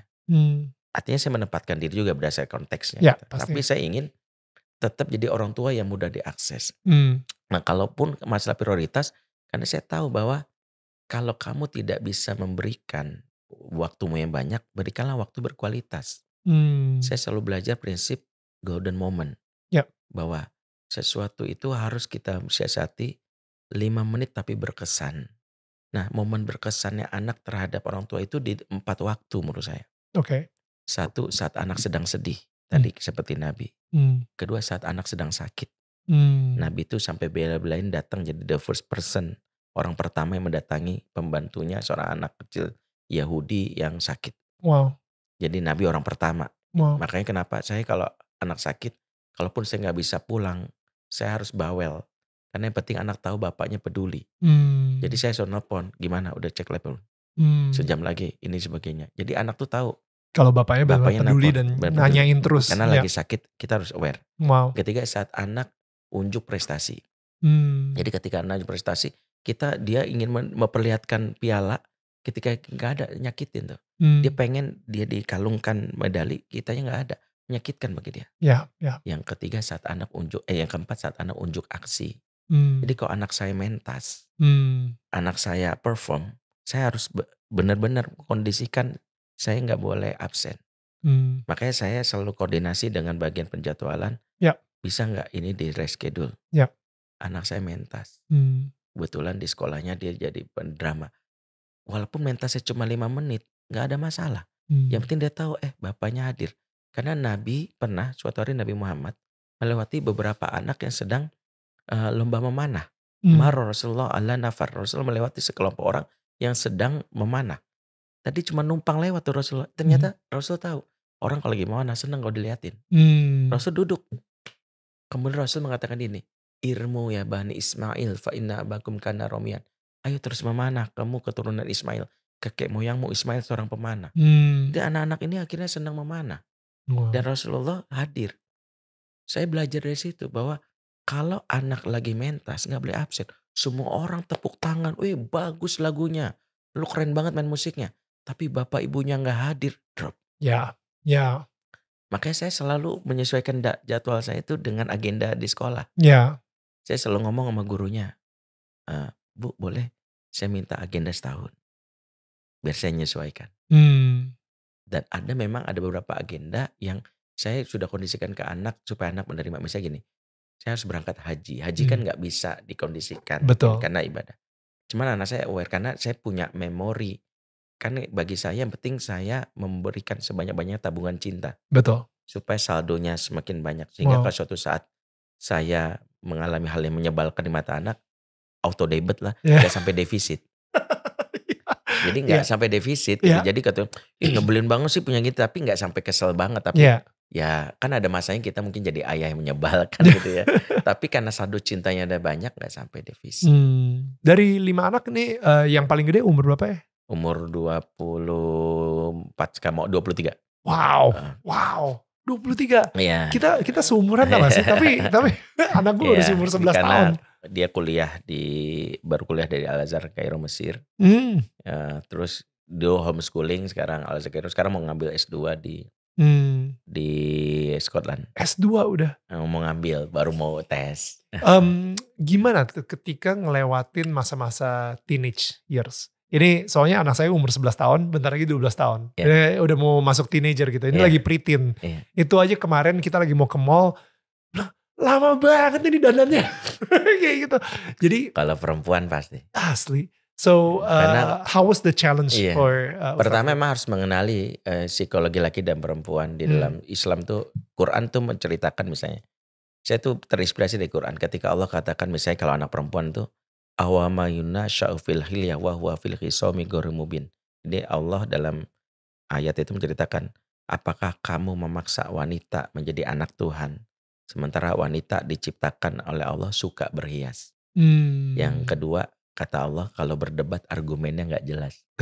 Itu gambaran Quran. Jadi saya memahami Allah memberi kabar tentang makhluk yang bernama perempuan itu dengan 2 sifat itu. Suka berhias. Itu membuat saya memahami, ya udah memang gitu kalau perempuan. Jadi mengapa saya nggak pernah komplain kalau istri berhias. Ya memang itu tabiat perempuan. Dan kenapa perempuan suka berhias? Karena dia ingin tampil, diperhatikan. Maka dia akan berhenti berhias kalau sudah dikatakan, wih cantik sekali kamu. Kalau dia belum dikatakan itu udah akan terus. Berhias terus. Yang kedua, maksud berdebat argumen yang gak jelas itu bukan berarti dia gak logik. Bukan berarti. Karena saking emosinya lebih dominan. Sehingga kadang-kadang kalau kita membantahnya dianggap, kalau lu tuh gak sayang sama gue ya. Bukan karena akalnya, lu tuh kok gak mau keinginan gue gitu. Makanya saya tuh sampai kalau istri saya misalnya udah ngomong pokoknya gitu, saya jawab maha benar Allah dan segala firman-Nya. Itu saya bercanda gitu. Tapi saya memahami itu. Nah kalau konteksnya anak perempuan atau laki ke saat remaja, sebenarnya kan peran anak remaja itu hindari kita banyak nasihat. Karena di masa itu dia sudah harus kita jadi coach, jadi pelatih. Makanya teknik yang diajarkan oleh Nabi Muhammad itu, kalau anak remaja itu thinking skill. Hindari banyak kita bicara, lebih banyak dia. Justru tidak efektif banyak ceramah dan anak remaja. Anak remaja itu gak suka diceramahi. Saya kalau anak remaja itu, saya lebih banyak melakukan thinking skill. Istri saya selalu bilang, candaan saya gini, kamu tahu gak kenapa anak sebut remaja? Karena ini masa ortu, dilarang ngegas, rem aja. So good. Rem aja gitu. Jadi jangan ngegas. Makanya kalau anak saya melakukan apa, saya bilang, emang menurut abang itu baik bang? Ya baik gitu. Kalau misalnya suatu saat abang mengalami kayak gitu, abang ridho. Saya selalu balikin. Sampai akhirnya bilang, ya enggak juga sih begitu. Jadi gini, pernah anak saya nampol temannya. Wow, anak ustad nih. Anaknya, Bi aku nampol si Wildan. Itu saya hampir keluar ayat tuh. Tapi saya tahu gitu. Oh enggak. Emangnya apa yang diperbuat Wildan sampai abang nampol dia? Dia megang kemaluan aku, Bi kan kurang ajar banget. Oh gitu. Sengaja ya dia melakukan itu. Ya enggak tahu juga sih sengaja atau enggak. megang benar mau enggak kesenggol sih. Benar sengaja enggak? Enggak tahu juga sih. Oh, kayaknya sih enggak sengaja. Tapi kan itu ngeselin banget, aku tampol aja. Terus saya pakai ilustrasi. Saya suatu saat kamu bawa air seember, enggak sengaja ketumpahan. Saya sebutlah nama seseorang itu. Terus dia marah gampar kamu. Apa yang abang rasakan? Ya aku kesel loh. Kesel kenapa? Kan abang numpahin air itu. Ya dia harusnya nanya. Kan aku gak sengaja. That's good. Nah kira-kira apa yang dirasakan Wildan? Dia harus mikir, ya benar juga sih. Terus apa yang kamu lakukan setelah ini? Wow. Ya kayaknya aku minta maaf deh Bi. Kayak aku salah. Wow. Jadi biar dia menemukan sendiri Iya, gitu. iya. Dia yang bakal make that decision. Kita benar-benar cuman kalau coach ya itu ya, kadang-kadang kalau misalnya coach di let's say lapangan basket gitu ya, bukan coachnya yang shooting, dia yang shooting, dia yang defend, dia yang enggak. Tapi coach itu benar-benar cuman ngestrategin aja supaya nanti decision makernya adalah si pemainnya. Karena Nabi Muhammad gitu, ada seorang ngadu sama Rasulullah, boleh nggak aku berzina? Rasul nggak keluarin ayat loh. Dia bilang gini, wala takut enggak. Nabi katakan kalau ibu kamu dizinahi gimana? Kalau saudara perempuan kamu dizinahi gimana? Sampai akhirnya bilang, aku nggak redo kalau ada orang menzinahi orang terdekat. Orang lain pun tidak redo sebenarnya dengan apa yang kamu lakukan padanya. Langsung berhenti. Artinya itu pendekatan yang paling pas. Pun Nabi kalau ingin menasehati itu dalam wujud doa, Mas Daniel. Jadi gini, Nabi itu kalau misalnya nasihati anak itu nggak keluar ayat, tapi mendoakan secara verbal langsung. Misalnya ada anak yang ketahuan nyolong kurma di masa Nabi itu, namanya Rafi bin Amr al-Ghifari.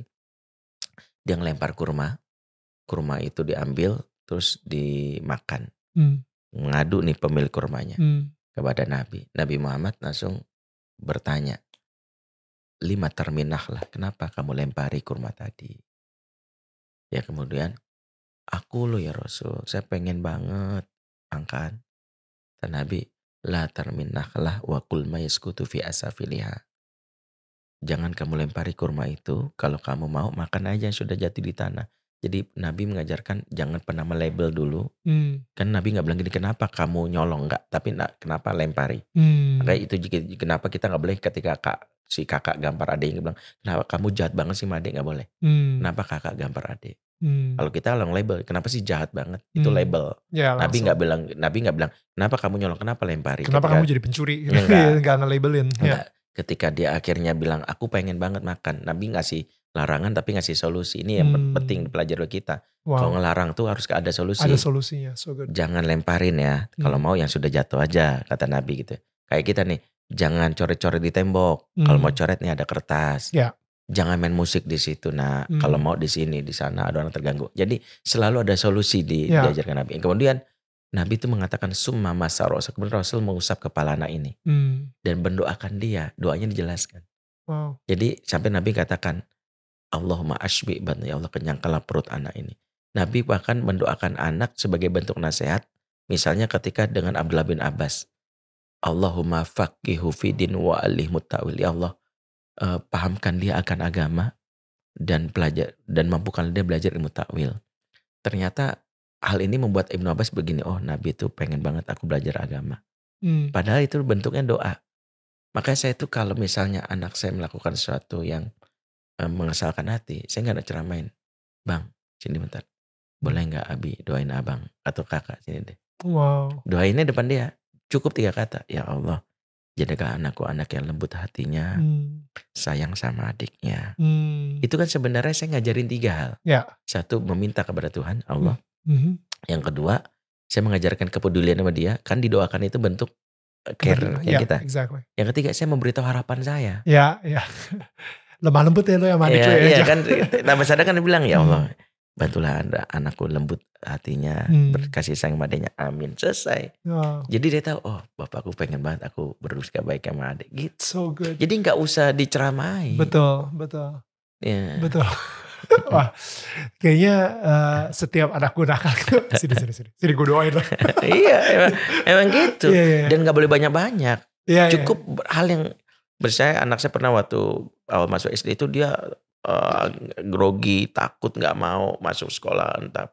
Saya cuma doain aja, hingga dia tahu Ya Allah jadikan anakku anak yang berani melewati kesulitan-kesulitan hidupnya gitu.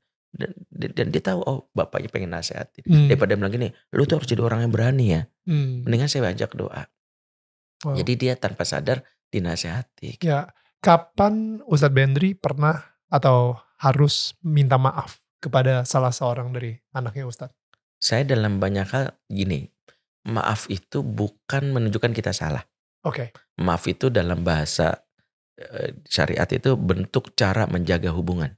Oh, oke. Makanya Nabi Muhammad itu orang yang paling sering minta maaf sama keluarganya. Nabi punya seorang istri yang sebelumnya Yahudi menjadi seorang Muslim. Disebutkan fama zala ya'tadhiru ilayya. Kata Sofia istrinya, Nabi Muhammad itu selalu minta maaf sama aku. Ternyata maaf itu kita bahas dari sisi syariat. Bukan menunjukkan lelaki itu banyak salah. Tapi bentuk cara kita menjaga koneksi. Makanya saya tuh kalau sama anak ini, maafin Abi ya. Kalau Abi tadi kurang membuat baik sama kamu, maafin Abi ya. Saya sama istri saya juga bilang, maafin Abi ya. Yang diterjemahkan oleh saya dan istri saya ketika saya ngomong itu atau anak saya, bukan saya ada salah. Tapi saya sedang mengkoneksikan lagi. Makanya contoh gini, Mas Daniel lagi bawa mobil. Tiba-tiba ada motor yang nyerang, jebret. Kena nih dashboard. Mas Daniel kau bilang gini, lu ganti gak lo? Itu bahasa nyerang. Itu namanya bahasa jembatan. Bahasa benteng. Bahasa benteng. Oh ya, putting a wall. Ya. Tapi kalau bahasa jembatan, bridge, itu adalah maaf ya mas. Ini kira-kira gimana? Ya. Maaf ya mas. Itu kan bukan kita yang salah dengan yang ini. Ya, ya. Jadi dia akan bilang, oh iya pak saya kan gini. Bahasa kita maaf. Saya kalau anak saya melakukan kesalahan, maaf ya bang. Harusnya gimana? Dan kalau ditanya, saya sering ngomong maaf ya sering. Bahkan saya negur anak saya ngomong maaf. Saya ngomong anak saya maaf ya bang. Abi gak suka. Maaf ya. Abi tersinggung kalau begitu. Iya Bi, aku salah. Jadi maaf itu jangan kita pahami sebagai tanda kita bersalah. Maaf adalah bahasa connection. Wow. Cara kita mengkoneksikan diri. Ya, ya. Gitu. Ini anak-anaknya Ustadz sendiri nih, kalau misalnya untuk cita-citanya mereka dan lain-lain itu dibebaskan sampai mana? Apakah mereka juga akan harus jadi ustadz juga misalnya atau pemimpin agama juga gimana? Enggak, saya kan selalu pengen anak saya punya roadmap. Oke. Kita dari umur kelas 6 SD menuju SMP, kita menyusun roadmap masing-masing. Umur berapa? Kelas berapa? Dari awal mau masuk SMP kelas 6 itu dia sudah aktif. Kan gini, tugas saya memperbanyak experience pengalaman dia. Bacaan buku, nanti dia tahu mana yang dia sukain.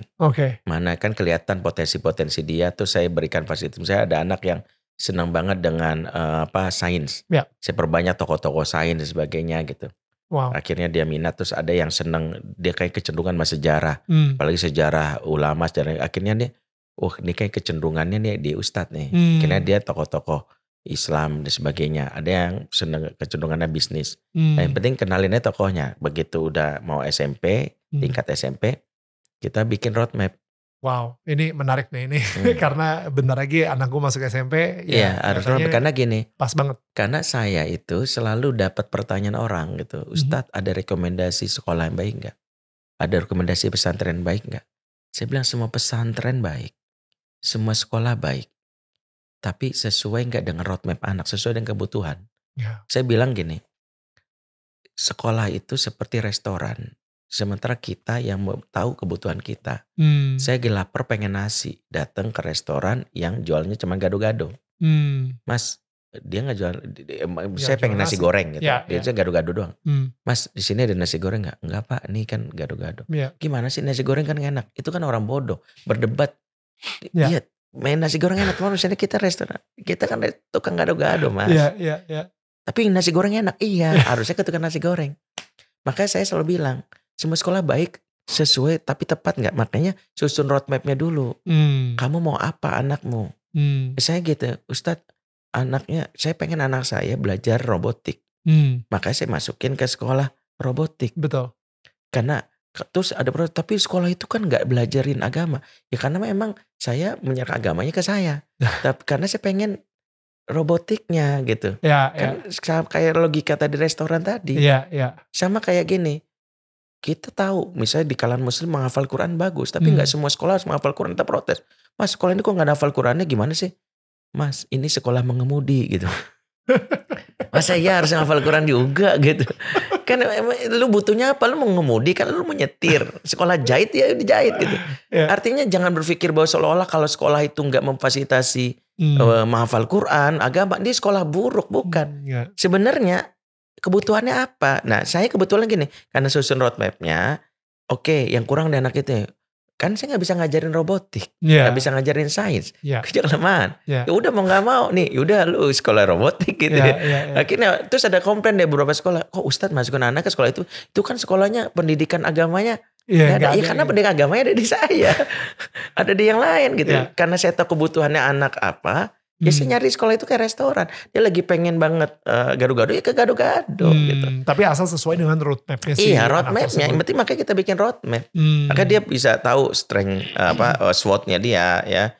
Dia kan tahu ada apa. Tuh SWOT ada kan di handphone saya tuh saya masih simpan tuh. Kalau di ini kan dia ada. Dia 1 tahun dia mau melakukan apa. Bahkan 7 tahun dia akan melakukan apa. Bahkan targetnya 40 tahun. Wow. 40 tahun kan dalam Islam itu adalah umur puncak kemasan orang. Kamu ingin dikenal sebagai apa 40 tahun. Maka dia harus sudah mendefinisikan hidupnya dia seperti itu. Wow. Jadi sehingga sekolah bagi kita itu tujuan. Sarana bukan tujuan. Jadi saya selalu bilang namanya sarana gak usah dipaksain. Misalnya gini, Ustadz kok anaknya gak di pesantren misalnya. Kan Ustadz biasanya pesantren. Iya. Saya bilang pesantren itu sarana apa tujuan? Ya sarana. Ya, makanya saya tetapkan dulu tujuan, baru saya pikir sarananya. Dari misalnya Kemang ini mau ke Bogor, kan bisa naik Gojek. Tapi tengah jalan ya ke Bogor naik Gojek ya hujan-hujanan gitu. Murah sih gitu. Bisa naik mobil pribadi agak mahal, tapi agak macet juga gitu. Mahal, macet tapi nyaman. Naik kereta lebih irit banget. Lebih irit tuh kalau naik kereta. Apalagi misalnya jalan kaki, itu irit banget tapi gempor. Jangan pernah bilang gini, pokoknya naik kereta. Pokoknya naik kereta. Saya gak pernah bilang gini, pokoknya pesantren, gak bilang. Nah, Abi pengen banget kamu jadi ini dan kamu punya potensi itu. Kita diskusikan. Nah untuk meraih ini caranya gimana? Sarananya kita tentuin. Kayaknya aku gak cocok deh pesantren. Aku kayaknya homeschoolingnya deh. Kita bikin kurikulumnya yuk gitu. Akhirnya kita tentuin kurikulumnya. Kayak anak saya nomor 2 tuh kurikulumnya cuma 3. BKS, Bahasa, Quran, dan Sejarah. Wow. Itu ini yang kayaknya tertarik sama ulama-ulama. Yang benar dia mau jadi ustadz. Iya. Tapi kalau adeknya enggak, karena dia pengen robotik, saya masukin sekolah robotik kan. Wow. Dia sains karena itu. Jadi dia itu kurikulumnya ada gitu. Iya. Jadi kita sesuaikan dengan sarana itu sesuai dengan tujuannya. Tapi koridornya tetap satu. Apapun peran kamu, tetaplah jadi hamba Allah yang taat, bermanfaat. Wow. Kan gak semua orang soleh itu definisi harus ustadz. Betul. Seorang entertain, seorang pemain bola, seorang apapun bisa tetap soleh. Ya. Ini mungkin sebagai parents, ini sebuah concern gitu ya. Kalau misalnya dulu itu kayak narkoba lah, HIV, AIDS. Sekarang ini sepertinya karena sosial media dan pornografi di mana-mana gitu.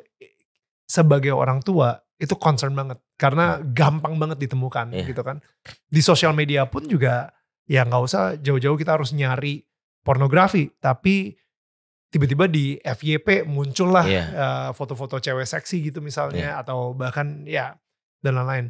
Nah saya penasaran sih. Gimana caranya Ustadz Bendri sendiri mengajarkan ya fondasi itu. Dan supaya mereka gak sampai terjebak dalam kecanduan pornografi. Kita sendiri juga tadi sempat ngomongin juga. Dan Ustadz sendiri juga mempunyai gitu data-datanya. Kalau misalnya orang kecanduan pornografi itu apa yang terjadi dengan mereka gitu. Iya karena kan kalau guru saya itu Ibu Lerisman menyebutnya pornografi narkolema. Narkoba lewat mata. Karena kan betapa ketika seseorang itu dia menikmati pornografi kan dia mengalami ODP, over dopamine production. Over dopamine production. Okay. Itu yang akhirnya membanjiri bagian otak nama PFC. Lahan kalau dopamin itu kan dibutuhkan untuk memberikan happiness. Betul. Tapi kalau over dia akan seperti lahan yang dialiri air yang tsunami. Mhm. Kira-kira bagaimana lahannya? Mati. Hancur kan? Iya. Ya sawah pasti hancur. Ya. Nah otak yang diserang oleh dopamin itu namanya PFC, prefrontal cortex. Otak yang mengendalikan benar dan salah. Otak yang menentukan humanity-nya seseorang. Disinilah sistem breaking, pengereman orang untuk sorry enggak ini dilarang nih. Oh, Nggak boleh. decision making Di di sini sini, juga di ya. sini. Nah ketika otak ini ternyata rusak oleh over dopamine production itu akibat pornografi, maka dia tidak punya kontrol diri. Sehingga dia tahu ini terlarang tapi dorongan hasrat itu menagih. Akhirnya kadang maaf ya terjadi incest, adiknya diiniin, saudara-saudaranya atau bahkan dia kepada hewan gitu. Maka itu yang membuat nilai itu rusak karena ini. Saya misalnya ketika ada pemuka agama baik Nasrani atau apa yang saya bisa ngadu ke saya dari Nasrani atau yang bahkan Islam ada yang melakukan tindakan pencabulan, misalnya kan itu beritanya ada ya. Ya. Saya langsung bilang sama penyelidiknya, saya bisa jamin pasti dia pecandu pornografi. Ya, ya. Karena nilai-nilai yang dia pahami itu rusak semua karena Udah itu. berantakan. Dan itu betul ketika dia bilang, ya betul Ustadz. Jadi saya berapa kali diminta menangani misalnya waktu itu di sebuah daerah saya diundang oleh dinas pendidikan itu ada kasus seorang anak perempuan diperkosa oleh ayah kandungnya gitu dan bagaimana merehabilitasi. Saya sebelum bicara rehabilitasi ke anaknya saya bilang bapaknya pasti pecandu pornografi. Nah ini jadi pasukan buat kita. Pornografi itu menghancurkan banget nilai-nilai bapak. Dia akhirnya nggak punya breaking system itu lagi birahi anaknya dilakukan. Ya. Itulah kenapa saya benar-benar yang harus saya pahami, yang kita pahami bahwa memang kondisi hari ini itu anak-anak kita susah untuk tidak dalam tanda kutip tidak mengakses. Makanya saya bilang kalau anak kita sudah remaja pastikan dia sibuk. Makanya saya bilang isu remaja hari ini itu dua, nggak punya roadmap, nggak punya rundown. So good. Nggak Oke. punya roadmap, nggak punya rundown. Jadi gue tanya, kan Quran mengatakan gini, ya ayyuhalladzina amanu taqullah wal tanzur nafsum ma qaddamat lighad. Orang beriman bertakwa kepada Allah dan hendaklah setiap diri memperhatikan kalian besok mau ngapain. Itu kata Allah. Jadi Allah bernanya, kalian besok mau ngapain? Ya. Nah, anak-anak kalau makanya saya selalu nanya gini sama anak saya, "Bang, besok agenda kamu apa?" Kalau dia bilang, "Tahu, aku kan libur." Anak-anak yang nggak tahu besok mau ngapain kemungkinannya 5. 1 tidur lagi. 2 nonton TV atau YouTube ya. 3 main game gadget. 4 makan, selalu pengen makan. Ya. 5 iseng. Nah isengnya itu cari pornografi atau ngisengin orang ngeprank. Makanya kenapa salah satu yang selalu saya minta ke anak itu bikin daily rundown. Apapun. Hari ini aku mau ke ini Bi. Hari ini anak saya SMP tapi udah magang jadi guru TK. Daripada dia bengong saya bilang gak jelas guru di rumah. TK. Ya. Jadi saya bilang dia guru TK paling muda gitu. Wow. Karena dia masih SMP kelas 3. Oh SMP kelas 3 udah jadi guru TK? Iya. Karena kan kalau bapaknya dari SMA, dari guru SD ke dia TK. Iya. Jadi dia sekarang kayak hari ini dia tadi pagi minta ikut sama uminya sama ibunya. Karena dia harus jadi guru TK menyambut. Kan dia. Dan saya bilang magang ya, magang jangan berharap gaji. Ya dia bilang dari udah 2 bulan dia 2 bulan 3 bulan sebagai guru TK. Lucu banget. Dan dia menangani anak-anak special needs gitu, mendampingkan mengasah empatinya dia. Nah, poinnya adalah dia bikin sibuk. Karena kalau nggak sibuk itu yang jadi masalah. Ya. Makanya kenapa saya pastikan anak saya punya roadmap, punya rundown. Ya. Nah, kalau jadi kesibukan itu yang membuat dia nggak berpikir macam-macam. Karena gini, riset beberapa ahli anak-anak yang terjebak pornografi mengalami kondisi disebut blast state. Blast itu singkatan B, bored, bosan. L, lonely, A-nya angry, ya, S-nya stress, T-nya tired. Jadi anak-anak yang mengalami kondisi blast ini, yang bored, lonely, angry, afraid juga, angry, afraid, stress and tired, itu pasti gitu. Makanya kenapa usaha orang tua memastikan dia menaklukkan kebosanannya. Jadi termasuk saya kalau anak bosan nggak harus saya fasilitasi. Saya bilang gimana cara kamu? Makanya kenapa media-media hari ini membuat anak itu dalam situasi itu dia bingung kalau nggak tergantung media. Karena anak-anak zaman dulu itu bisa menaklukkan bosan karena imajinasinya diluaskan. Contoh, Hmm. dampingin orang tuanya acara pertemuan. Hmm. Orang tua ngobrol-ngobrol nih, Hmm. dia bingung ngapain gitu ya. Hmm. Nah akhirnya dia berimajinasi, gambar. Ya. Itu awan kayak muka papa gitu, Ya. main pesawat. Itu membuat dia menaklukkan sendiri. Saya Betul. ingat, saya dulu kalau dampingi bapak saya Ya. acara orang dewasa itu, saya mainin ini pensil. Gitu. Asli. Ini saya jadi jago banget begini nih gara-gara Ini gara-gara nungguin. Aduh, gila boring banget. Saya tuh sampai gini. Sama saya juga. Kita saya banyak gini. trik-trik kita yang saya kayak gini. begini, gitu. Gini sampai saya mainin ini gitu. Jadi saya melakukan itu. Nah, kalau anak zaman now Sekarang udah langsung dikasih kasih gadget. di depan Nah, mukanya. begitu dia gadget nggak ada mati kutu. Betul. Nah, akhirnya bingung ngapain gitu. Akhirnya mau nggak mau terpapar. Makanya kalau anak saya bilang kalau misalnya dia butuh hiburan, saya bilang apa yang bisa melakukan? Dia bilang balap lari yuk. Dia bilang dia ngajak lari, ya udah. Temen aku jalan, ya udah jalan gitu. Jadi dia tahu bahwa gadget bukan opsi. Ya. Ya. Gadget bukan opsi karena gadget itu bagi kita adalah sarana edukasi, bukan hiburan. Karena kalau dia menghibur lewat gadget, dia kehilangan humanity-nya dia. Ya. Jarang berinteraksi sama orang. Ya. Makanya kalau dia mau ya hiburan ya jalan, main sepeda gitu. Gadget dibutuhkan untuk ya sesaat saja. That's so good. Saya ngerasa emang gak tahu nih, ini benar-benar saya evaluasi banget dari tadi. Yang gak tahu nih yang lagi dengerin juga ya evaluasi banget. Mampus nih anak gue sering banget gue kasih gadget kayak gitu kan. Jadi kayak harusnya emang lebih hadir juga. Maksudnya kita main juga sama mereka dan lain-lain. Dan membuat mereka sibuk. Mungkin ada les inilah, les itulah. Kayak gitu supaya mereka gak benar-benar board di rumah dan langsung nonton. Ya sebenarnya kesibukan itu kan gak mesti yang kita definisikan beban kurikulum atau beban tugas ya. Misalnya saya memastikan saya sibuk itu, saya punya agenda. Aku mau ketemu teman, itu saya jadiin agenda aja deh.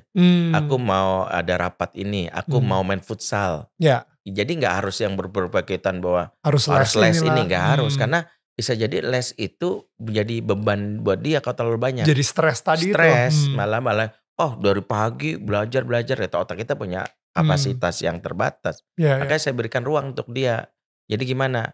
Aku udah belajar ini nih. Bi nanti aku nanti yang ini aku mau main futsal ya. Sampai jam berapa? Sampai maghrib. Nanti maghrib di tempat futsal. Nanti habis itu aku sama teman-teman mau ada. Jadi karena kan kebetulan rumah saya itu di pinggir Jakarta Timur, kami bikin program Kampung Sahabat. Jadi Kampung Sahabat itu tagline-nya soleh bareng-bareng tuh hebat. Jadi bareng-bareng. Tidak anak-anak, karena kan gini, saya punya prinsip gini. Mendidik anak sendiri bakal repot kalau nggak dibarengi dengan mendidik anak tetangga. Ya.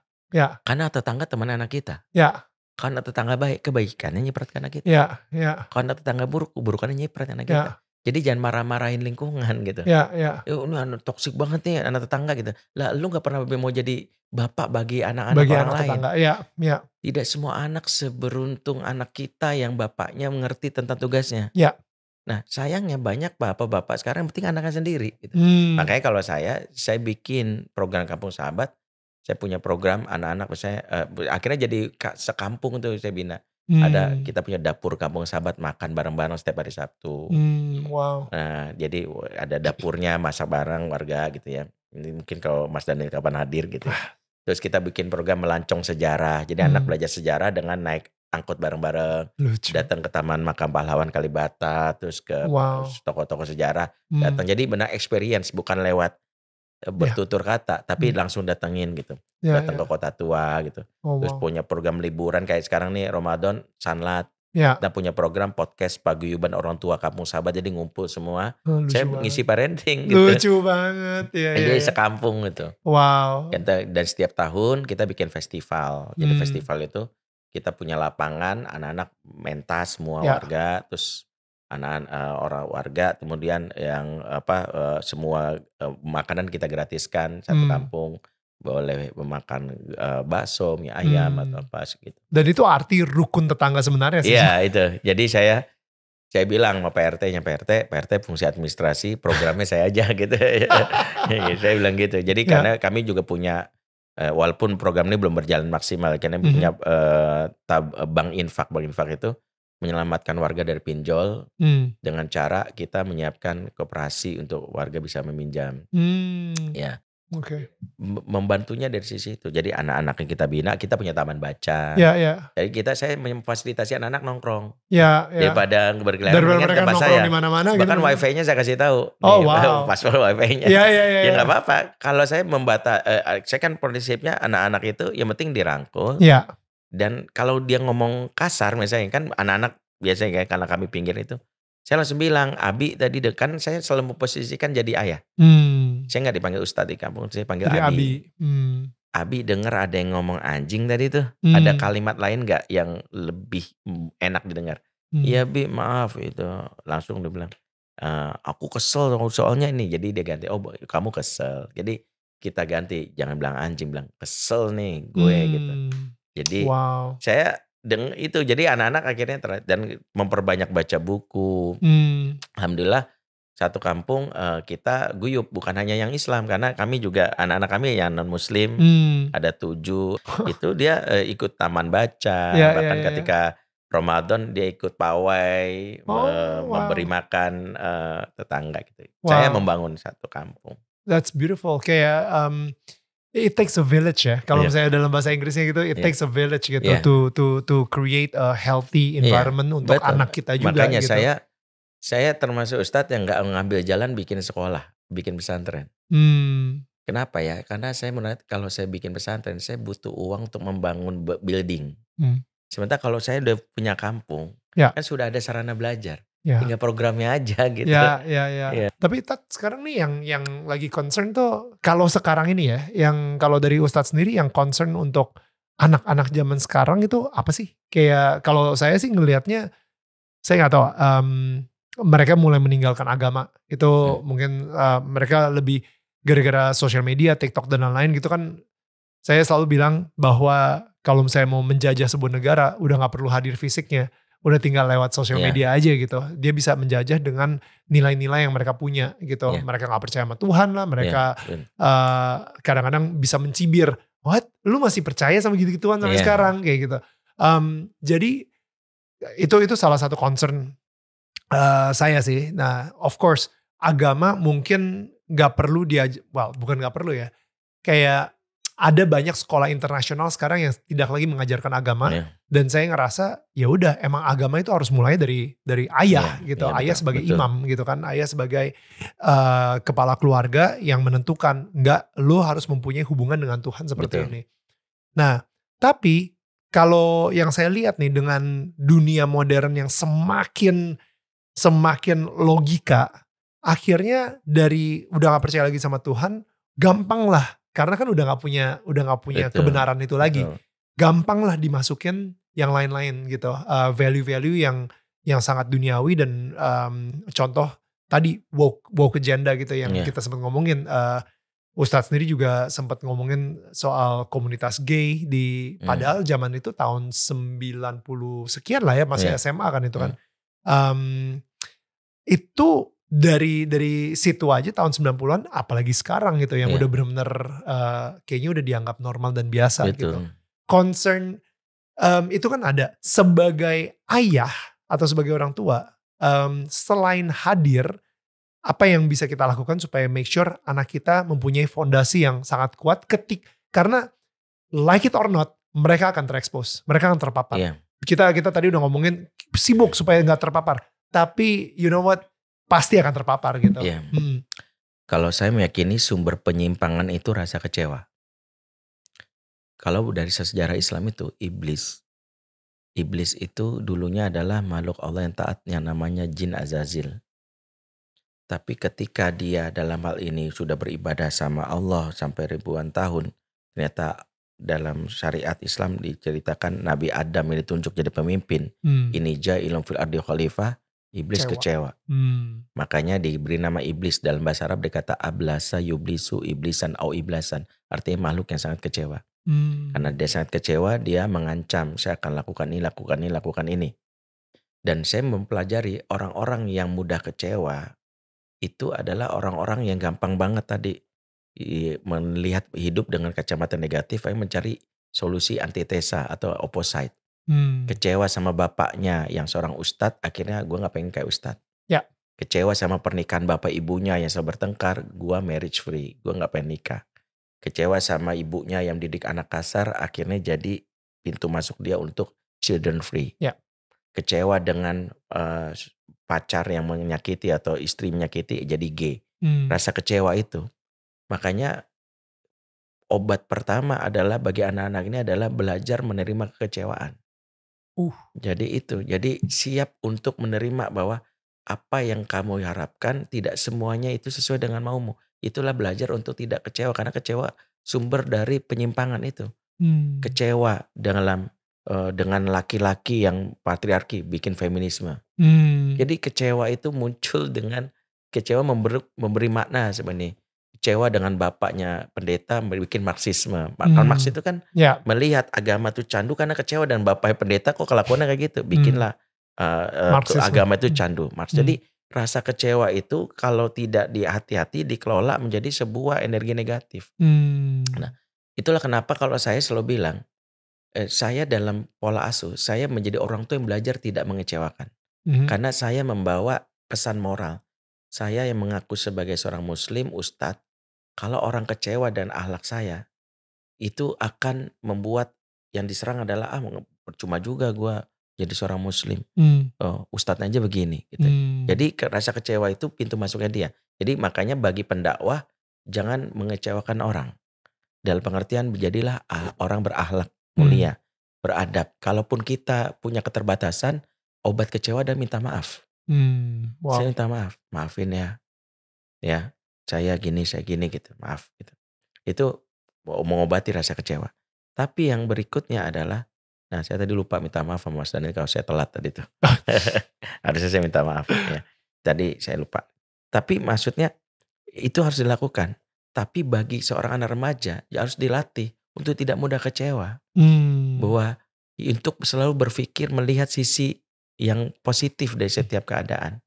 Nah itu yang sebenarnya dilatih, bahwa anak-anak sekarang itu berpikirnya itu tidak fleksibel.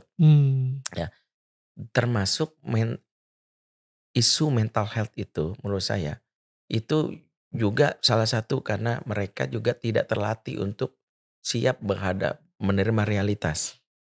Ya, dan itu mau gak mau karena gadget.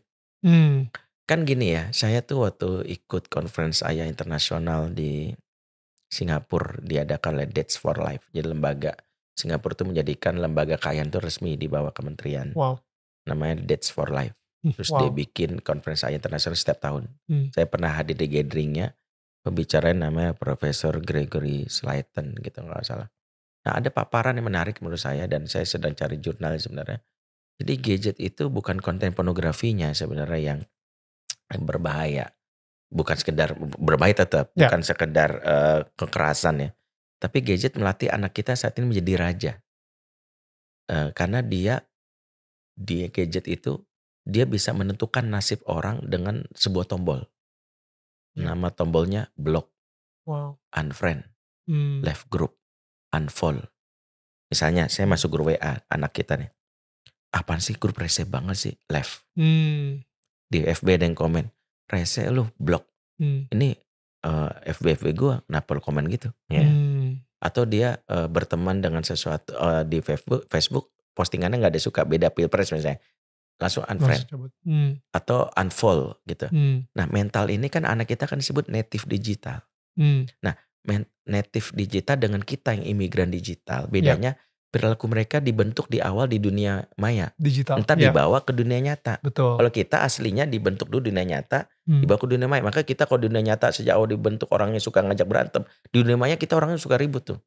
Nah kalau anak kita kebawanya ke luar. Betul. Sehingga anak kita yang terbiasa left, unfollow, left group. Pola itu yang mereka nyikapi hidup. Kalau gak suka pindah. Sekolah gak suka pindah. Sekolah gak suka pindah. Saya berkawan dengan seorang HRD yang sampai bilang, Ustadz saya kalau punya fresh graduate baru ngelamar kerja ke saya. Dia IPK-nya bagus tapi CV-nya tebal. Saya buang ke tempat sampah. Loh kenapa? Bukannya bagus menurut saya. IPK-nya bagus CV-nya tebal. Iya, tapi itu bukan pengalaman kerja Ustadz, itu pengalaman resign. Gila, setiap 6 bulan cabut terus gitu Tiap misalnya. 6 bulan itu menunjukkan bahwa dia banyak resign. Ya. Dia nggak siap.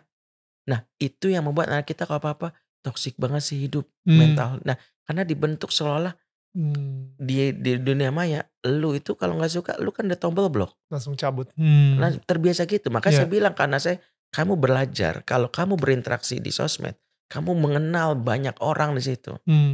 Kamu nggak usah ngeblok dia, ignore aja. Jadi kalau bahasa saya ignore itu lebih pas daripada pengabaikan. Karena konsep Quran itu bukan blok, tidak boleh memutus, tapi mengabaikan. Wow, ya. Ignore aja. Ya. Nah kalau saya bilang udah cuekin aja. Ya. Kalau ngeblok itu tanda kamu mentalnya mental yang buruk. Nabi Yunus dihukum oleh Allah, dicemplungkan ke perut ikan paus karena mental dari awal, karena dia meninggalkan kaumnya karena tadi. Wadhanun idzahaba mughadiban. Ingatlah kalian dengan Zunnun. Zunnun itu nama lain dari Nabi Yunus dalam Quran. Dia tinggalkan kaumnya dengan marah. Ini kaum gak prospektif banget, susah banget dibilangin.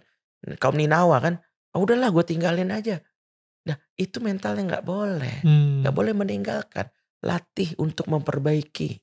Wow. Ya. Anak kita tuh saya kalau handphone rusak, saya bilang perbaiki dulu. Ya. Enggak semua apa-apa ganti, semua apa-apa ganti. Handphone saya tadi tuh berbaret, biarin aja. Ya. Karena yang paling penting itu belajar memperbaiki. Pernah di rumah saya kipas angin taruh di depan, saya pulang habis ceramah dakwah. Kok ada yang taruh air teh di rumah tuh, saya tanya. Kenapa ditaruh? Iya Bi, soalnya udah rusak. Itu kan cuman baling-balingnya aja sih. Kamu kenapa gak hubungi? Itu kan ada Pak Warso tuh. Dia tetangga kami betul misalnya. Kan bisa diperbaiki. Kenapa harus dibuang? Belajar untuk tidak apa-apa buang, apa-apa ganti. Tapi perbaiki. Itu yang selalu. Nah anak sekarang karena terbiasa kalau gak suka left. Selalu handphone rusak ganti yang baru. Ganti yang baru. Kalau gak suka sekolah pindah. Gak suka kan gak berpikir untuk dia ketika negeri ini rusak, dia akan selalu pindah. Gue ke Singapura ya deh. Indonesia ini banget sih. Gak berpikir bahwa lu itu dilahirkan di Indonesia, perbaiki Indonesia untuk jadi lebih baik. Gitu. So good. Nah itu yang hari ini hilang. Dan itu akhirnya membuat anak kita lebih parahnya. Karena mentalnya disebut generasi strawberry kan gitu kan. Strawberry generation itu kan yang lembek. Kelihatan mengkilau, ranum. Tapi lembek sebenarnya. Itu yang kan belum apa-apa left, belum apa-apa flight. Apa-apa flight gitu. Nah itu yang saya bilang, hadapi realitas. Jadi akhirnya orang gak mudah kecewa gitu. Nah anak-anak, jadi ada relate-nya antara gadget dengan left atau flight generation ini. Dengan tadi yang Mas Dan bilang, dia akhirnya left, kecewanya dan bentuk yang paling menyenangkan gue adalah gue anti Tuhan. Ribet banget dengan aturan agama. Left God. Iya. Bukan left group, left God. Left God. Itu yang dia selalu apa-apa left. Itu yang saya bilang, terima. Misalnya gini, ada aturan agama yang mungkin perasaan kamu belum relate gitu. Kayak ibu-ibu misalnya, kok misalnya ada poligami ya. Karena kita masih pakai perasaan yang, kalau perasaan itu kalau suka ambil, kalau gak suka left. Kita enggak.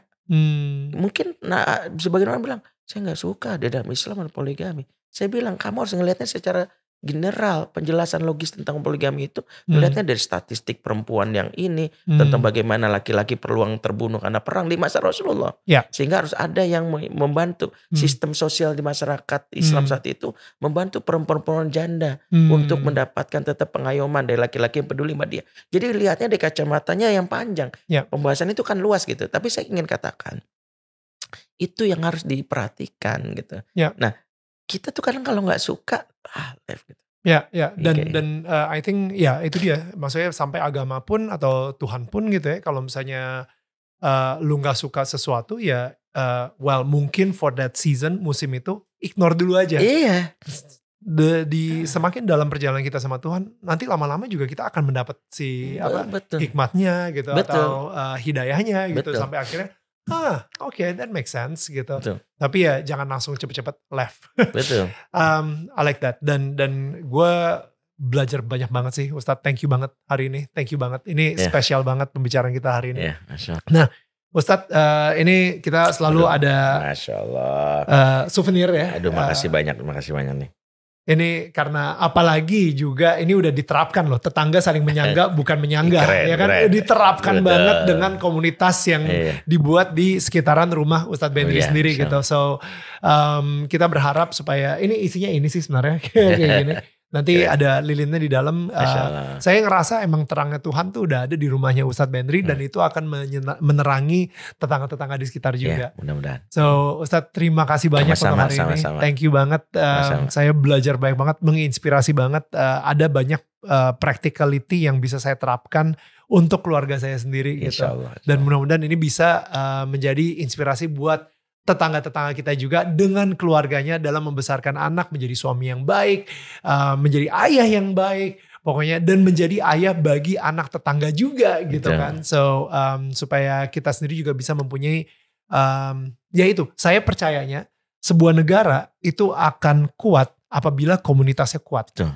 Komunitas itu dibuat oleh tetangga-tetangga yang kuat. Betul. Tetangganya sendiri itu akan kuat ketika unit keluarganya kuat. Betul. Dan unit keluarga itu kuat ketika ayah dan ibunya juga mempunyai pernikahan yang kuat. Siap. Jadi I think ini berhubungan banget supaya negara kita menjadi lebih kuat lagi ke depannya Siap. karena obrolan kita ini Masya sekarang. Allah. Thank you banget Ustaz Benri. Sama-sama. Terima kasih juga buat semua tetangga yang udah nonton. Kita ketemu lagi minggu depan. Bye.